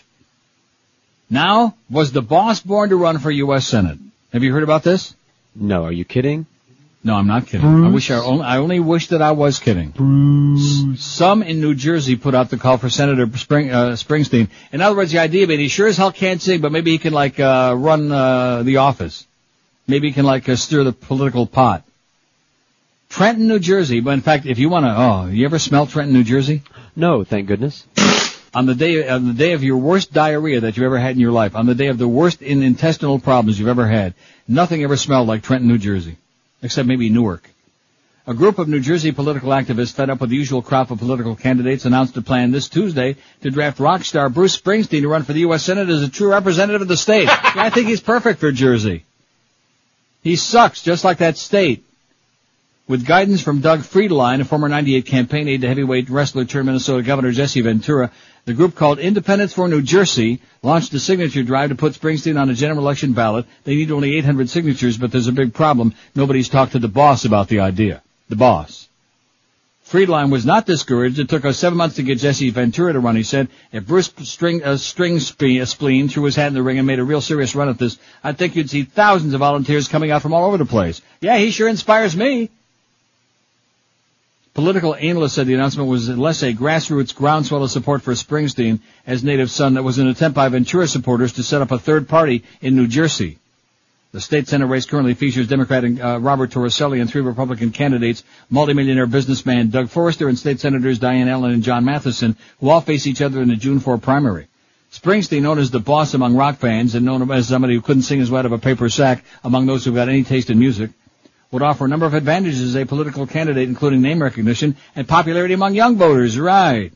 Springsteen, whose songs often celebrate the blue-collar spirit of his youth in Freehold, New Jersey, home of one of the most crooked racetracks in the history of mankind, now lives in the upscale community of Rumson near the northern end of the Jersey Shore. The committee tried to reach him long ago as December, but so far they've heard nothing. Ever been to Freehold Raceway? Of course not. I haven't either, as a matter of fact. That's one of the few harness tracks in America that I've never been to, and I'm really glad. Maybe that's why I still have a few bucks. Freehold Raceway. How's Hervé Filion doing, huh? Oh! Call up Jackie Lee. Maybe he'll tell us. 26 past noon at 560 WQA. When you shop for quality footwear, selection and professional service are always mighty important. But, by the way, speaking of footwear, did you pass along that information I told you yesterday? No, I couldn't find him. I'll find him today. Okay, thank you. Don't worry. Like I said, when you shop for quality footwear, selection and professional service are mighty important. But the bottom line is price, dollars and cents. At Brandy Shoes, you'll always find the biggest selection of men's and women's shoes anywhere in town, the best service in South Florida, and the best prices, period.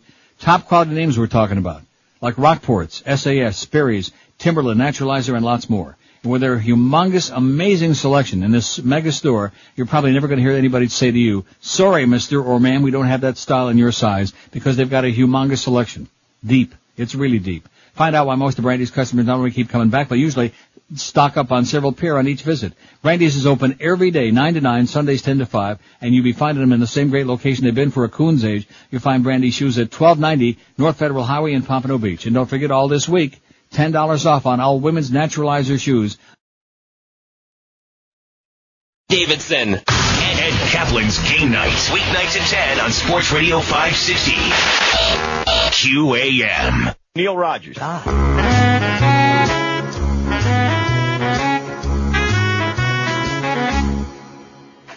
First you pull your pants down around your knees. Pull back from your desk and spread apart your feet. Firmly wrap your hands all around your feet. And pull up and down and jerk that beat. Keep the keyboard covered so it won't splat. And a cloth handy to wipe it off your lap. Now you could be just like the chief, head of Homeland Security. Oh! Clamp down firmly to secure airports, all the borders and the shipping ports, of course. Before you get around to it, pull down your shorts and pull up and down and jerk the board. Get yourself a nice set of blow pens. Pass the time doodling at your desk. Now you're in charge, just like the chief, head of Homeland Security. All right. Pull your pants down and eat your meat. 12:31 at 560 WQAM. 63 for All in the Family. Simpsons 55. It's still pretty close. It's tight. Speaking of tight, players, baseball strike inevitable, says the AP. What a joke. Haven't I been trying to tell people this, but they don't want to listen to me because they got nothing else to talk about? Haven't I been trying for weeks to tell people this? With no labor agreement in sight, some baseball players think it is inevitable that the union will set a strike date for August. And you know what everybody in the free world is going to say to baseball when they do that? Bye, bye, bye. You got it. Bye, bye, bye, even those who haven't done it already. And some of those who are on the borderline. That's really the only thing we can do, pitcher Mike Stanton, the Yankees player representative, said today or yesterday. It's not a situation where we have a lot of options. Right.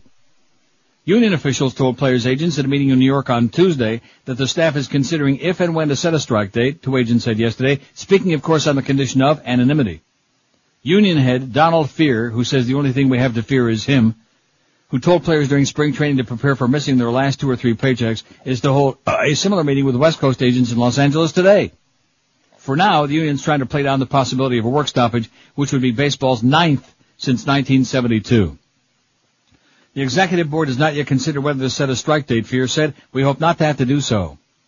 The consideration of a strike date, first reported yesterday by the New York Times, is of little surprise. Players are unhappy that owners, in an effort to slow payroll growth, have proposed a 50% luxury tax on the portions of payrolls above $98 million. Management also angered players by asking to increase the percentage of locally generated revenue that teams must share from 20 to 50% after a deduction for ballpark expenses. Owners have promised that, through the World Series, they will not attempt to declare an impasse in talks and implement their proposals. The union fears management will do so immediately after the postseason in an effort to slow salaries for 2003. For them to rattle their strike date cage is frankly disappointing and, in my view, counterproductive, said Bob Dupuy, baseball's chief operating officer. We didn't put proposals on the table that were designed to provoke a work stoppage. There's no salary cap. There's no rebate or excise tax like the other leagues have. We put proposals on the table that were designed to allow bargaining to an agreement. So it's disappointing when the other side decides to threaten a work stoppage, which is certainly not their only option. In the view of management, Commissioner Bud Selig has already made a concession by saying owners wouldn't lock out players or implement its proposals during the season. The union views that pledge as meaning little, since 2002 salaries already have been determined when Selig made that pledge March 26th. We bargained last time for the ability to affect 2002, and we chose not to exercise our bargaining rights, our leverage, Dupuy said. We're going to continue to lose enormous sums. Owners claim $232 million in operating losses last year on revenue of $3.5 billion. Players are suspicious, but they haven't challenged the figures at bargaining sessions, management lawyers say. In 1993, the last season before the 232-day strike that wiped out the World Series for the first time in 90 years, baseball revenue was $1.87 billion. The average salary has doubled from $1.17 million at the time of the strike to $2.38 million this season. How do you like that? Every year, the owners cry poverty and look at the industry, and it's almost doubled financially. Cleveland Indians player rep Charles Nagy said, talks for an agreement to replace the one that expired November 7th begin in January, but the sides have had only sporadic meetings. What's frustrating is we've had this whole year, and we can't sit down at the table and come up with remedies, said Texas Rangers Alex Rodriguez, who's only making $25 million a year. Unfortunately, a work stoppage or some sort of strike is the thing that's going to make us come together and unite and come up with remedies. Oh, God. Don't you feel sorry for all of these people? No. I do. I'm weeping. Here's a punk that's making $25 million for playing baseball and putting a jockstrap on and patting his buddies on the butt in the shower after the game. And he's talking about labor negotiations. Most of these guys should kiss the goddamn ground that they're making anything. CBS News poll has found that confidence in the Catholic Church leaders, as a result of their handling of church sex abuse scandals, has fallen. Isn't that a surprise to you? I'm shocked. And most believe that Cardinal Bernard Law, Archbishop of Boston, should step down from office. Absolutely correct, sir. Even as depositions began in a civil case against the Boston Archdiocese for its handling of charges of sexual abuse of minors by a priest, the public's opinion of the way Catholic Church leaders have handled charges of sex abuse by priests has continued to decline. Now, only 1 in about 10 Americans and just 14% of Catholics think church leaders have done a good job. 2 weeks ago, positive assessments, while low, were about twice as high. The number of Americans who think U.S. leaders of the Catholic Church are doing a poor job is now 83%, compared to 61% who thought that about 2 weeks ago. Catholics are becoming increasingly critical of their church leaders as well. Nearly 8 in 10, which sounds like 80% to me, think church leaders have done a poor job handling the charges of sexual abuse by priests. This number is up from 62% who felt that way just 2 weeks ago. Are you following the changes in these numbers? I sure am. I'm charting them. Yeah. 2 weeks ago, I can go through them again, okay? It's like a gigantic snowball, and it's going down a huge snowbank, man. And it's growing like topsy. Some of that drop in evaluation of church leaders may be due to the almost universal negative assessment of Cardinal Bernard Law and his deposition in the Massachusetts civil case. Cardinal Law, Archbishop of Boston, began his deposition last week in a civil case against the Archdiocese about their response to charges of sex abuse by a priest. 79% of Americans do not believe Cardinal Law is telling everything he knows about the situations involving a priest in his diocese sexually abusing children and teenagers. Only 5% say he's telling all he knows. Most Catholics also think the Cardinal is not telling what he knows. 75% of Catholics. And they asked, should Cardinal Law resign? Of all respondents, 64% said yes, 19% said no, and of Catholics, again, 64% said yes, but 24% said no. But 64% of everybody said yeah. When in doubt, kick him out. And it should be a lot higher than that, by the way. Yes. But, got a lot of brainwashed people out there because somebody puts on a smock or a frock or any of those, just like Friar Tuck, look at him. Newcomer poised to become Dutch Prime Minister. This is, poor Hans. I hope Hans isn't listening today. A political newcomer was poised to become Prime Minister after a dramatic shift to the right in elections yesterday that swamped the governing socialist after 8 years at the helm in Netherlands, Holland. The outcome was a severe defeat for Prime Minister Wim Kok's Liberal coalition that brought the Dutch steady growth since 1994, but was punished for ignoring public concerns about drugs, immigration, welfare abuse, and lax law enforcement. In the swing to the right, the upstart party of slain anti-immigration populist Pim Fortuyn's list, swept into the legislature with 26 seats. A few months ago, the group didn't even exist. With 88.6% of the vote counted, Jan-Peter Balkenende's Christian Democrats won 43 seats, a gain of 15 in the 150-member parliament. Balkenende, a 46-year-old Christian philosophy professor who took over the party just 8 months ago, declared he was ready to take on the responsibility of forming a government. Citizens want a different kind of politics, he be saying.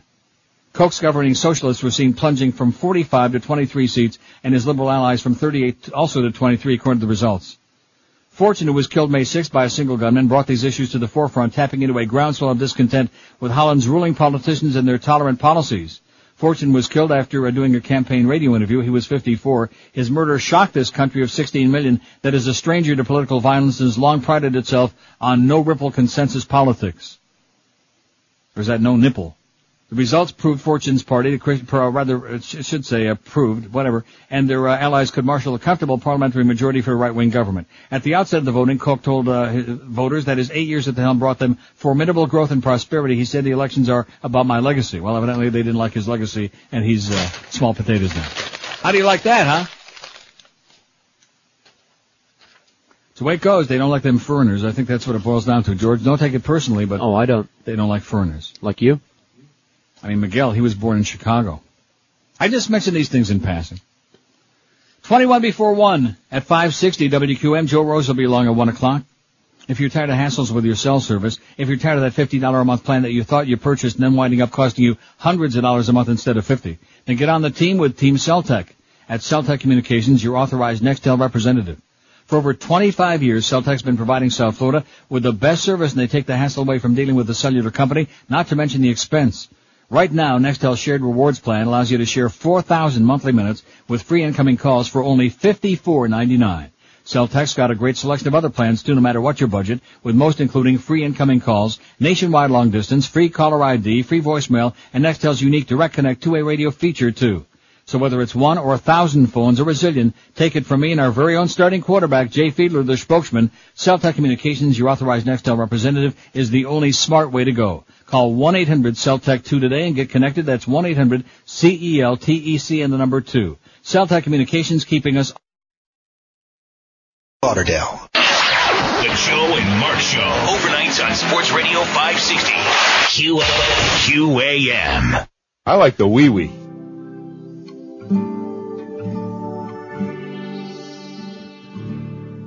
Would you dance if I asked you to dance? Okay. Just for fun, Would you hop on my back? Rectum.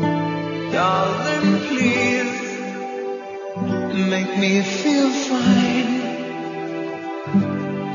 Would you invade my whole life? Would you tremble if I touched your lips? Would you laugh if I humped your hips?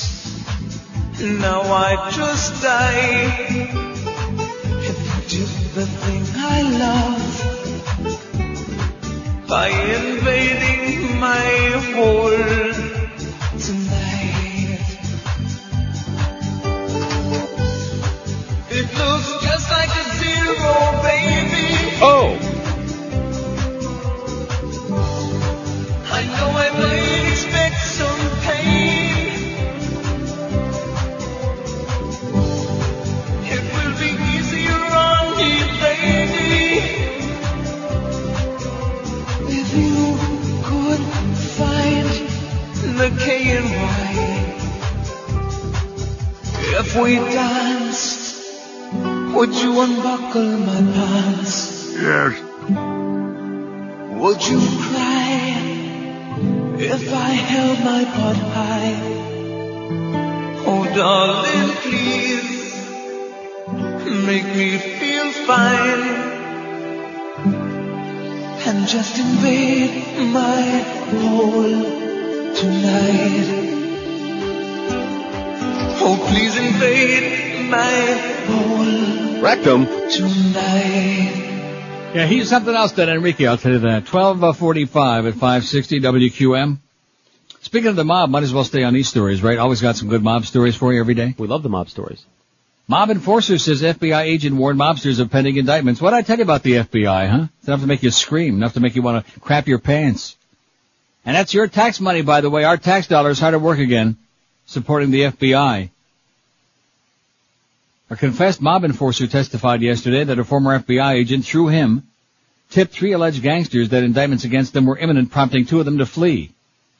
Kevin Weeks. Yeah, I thought he was a goalie for Carolina. Oh, speaking of Carolina, I forgot about that game tonight. I keep trying to put it off. I keep trying to pretend that like that game against Ottawa the other night, that was the end of it. Should have been. That's it. We're happy. We're ecstatic. We won. That's it. Enough already.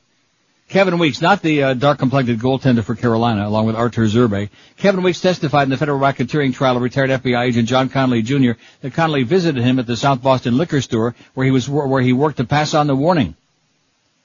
Connolly was the FBI handler for mob informants James Whitey Bulger and Stephen the Rifleman Flemmy. He's pleaded innocent to racketeering, obstruction of justice, and conspiracy charges. Weeks said on December 23, 1994, that he and Connolly spoke in the liquor store's walk-in cooler, which they knew could not be easily bugged. And Connolly said indictments for Bulger, Flemmy, and Mafia boss Frank P. Cadillac Frank Salemi were being prepared over the Christmas holiday. Weeks, the self-described right-hand man of Bulger, testified that he contacted Bulger immediately, and Bulger promptly fled. Bulger's been on the run ever since and is on the FBI's most wanted list. Weeks said he called Flemmy, but Flemmy didn't believe him because he said his source within the state police, Lieutenant Richard Schneiderhan, hadn't said anything. He was insistent that his guy was on top of it, Weeks said. Doesn't this sound like that scene from The Godfather? You know, like we have people, newspaper people on the payroll? Yeah, they'd like a story like that. Yeah, they just might. Flemmy was arrested January 5th, 1995. Last year, Flemmy struck a deal with federal prosecutors to settle 3 charges against him and is awaiting trial for his alleged role in 10 murders. Schneiderhan, who was pleaded innocent, is awaiting trial on corruption charges. Salemi, or is that the Solani? See, you got all hockey names Salami. in here. Oh, and by the way, that's right. I forgot about him. By the way, Colorado won 1-0 last night. What a shame. Peter Forsberg. And see, there's the Leafs in reverse. The Leafs get everybody injured and they still win, and Colorado gets Forsberg back, and that's the only reason they win. Without him, they'd have been long gone. Patrick Frog and all. Salemi fled but was captured in Florida in August of 95 and is serving an 11-year prison sentence after pleading guilty to various charges, including bribery and extortion. Connolly, 61, is accused of taking bribes and tipping Bulger and Flemmy about the indictments. He's also accused of giving the pair information about other FBI informants who were later killed. Connolly denies any wrongdoing. He said he was just doing his job, didn't know the extent of the gangster's crimes. Weeks said he was testifying under a plea deal in which prosecutors have agreed to recommend a sentence of between 5 and 15 years in prison. On Tuesday, we already had this, on Tuesday, Weeks testified about his role in the slaying of Brian Halloran. Prosecutors say Halloran was killed after Connolly told Bulger and Fleming that Halloran had implicated them in the murder of businessman Roger Wheeler. Bulger and Fleming were the leaders of Winterhill Gang, an Irish crime syndicate that ran gambling, loan sharking, and other rackets in the Boston area. Oh! Well, I tell you, that Boston area sure got some problems, you know what? As much as a beautiful city it is, with a lot of living and breathing people and institutions of higher learning and lower learning, all of these things, pretty crappy radio though, but nevertheless, in spite of all of those things, they got a lot of problems. Child-abusing priests, crooked archbishops, mafiosi running wild. A lot of good Italian restaurants though in the North End. Can't believe you've never been in Boston. Sorry. One day. Yeah, let's take up a fund, okay? We're going to send Joe to Chicago. I think that's where it was going to be. And George to Boston. All right. And we're going to send Miguel to Cardenas to visit Alien. Don't you think that would be just a beautiful thing? Can you imagine the bonding that would go on? We'll have to pack him a big suitcase full of food. Yeah, to make sure that Alien gets his Happy Meal every day. He can pack up a whole bunch of that. Anyway, that's what the message I try to sell all you people out there is get on a plane or on a bus or on a train and go somewhere, okay? Get out of that godforsaken place. Go somewhere. Find out what real life is all about, because trust me when I tell you, paradise or not, that ain't it. I wonder how much longer he's going to be saying that, you know what? My good close personal friend, the Momeister. I know he's trying to like blue sky and all of that. But boy, wait till it gets to be like about the second week in August when it's been 120 degrees in the shade every day for like 2.5, 3 months. Hey, speaking of schwitzing your brains out, how about cooling off with some great Champion Light? Sounds good to me. That's right. Because, man, the other sports drinks out there don't even come close. They don't hold a candle to Champion Light because they're full of crap. Champion Light's got nothing in there but good stuff, like all the electrolytes you need after a workout. All the other sports drinks, whether it's Gatorade, all the others, forget about them. They're passé because they're loaded with sugar and therefore with calories and carbohydrates and all kinds of crap.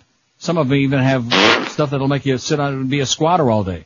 Not Champion Light. It's got no carbs, no caffeine, no calories, no sugar, no nothing but great taste. In fact, now it's available in 6 different delicious flavors. And believe me, if you tried it like a few months ago, you're going to like it even better now because the flavors are all like juiced up. Like the Mad Dog, they're juiced up right now. You got orange, lemon, lime, grape, fruit punch, and the new flavors lemonade and blue raspberry. And man, they are delicious. In fact, when I get back from vacation, I expect there to be cases and cases. I expect there to be a Schmidt load of Champion Light waiting for me. Don't you think? I sure hope so.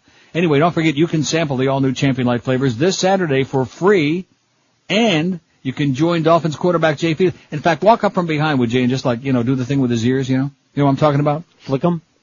Yeah, not flick him. Like wiggle his ears a little bit. See if you get a reaction. Anyway, join Jay Fiedler, the Dolphin quarterback and spokesman for Champion Light, at the new Walmart this Saturday, 3801 Turtle Creek Drive in Coral Springs, 10:30 in the morning till 2 in the afternoon, and he'll let you have a try of it, and Champion Light as well. Or if you want to find the store nearest you that carries it, if you actually want to spend some money and buy it, which is a damn smart idea, check out Champion Light.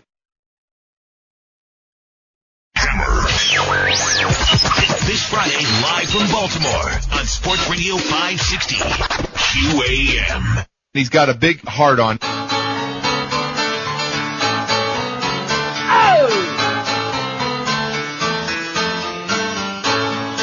Princess Abdullah, Arab in a dress. You're a gaudy, naughty, sobby towel-head.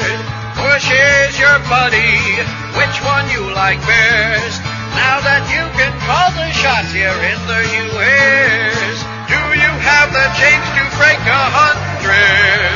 How far does Georgie's tongue go up your butt? Never mind the tether that you funded. Sad, foolish fuck. Princess Abdullah, oil in your veins. You and that retarded Bush are both insane.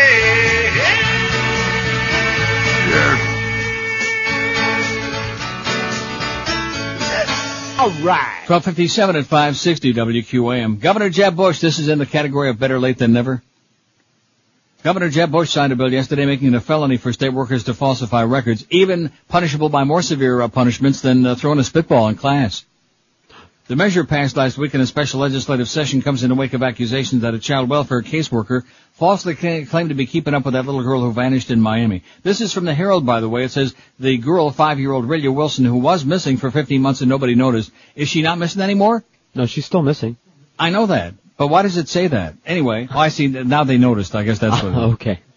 The Department of Children and Families believed the caretaker had custody of the girl, but the caretaker, Geraldine Graham, with her 85 different identities, claimed someone who identified herself as a DCF worker picked her up 16 months ago for an evaluation. DCF reported Rilya missing April 25.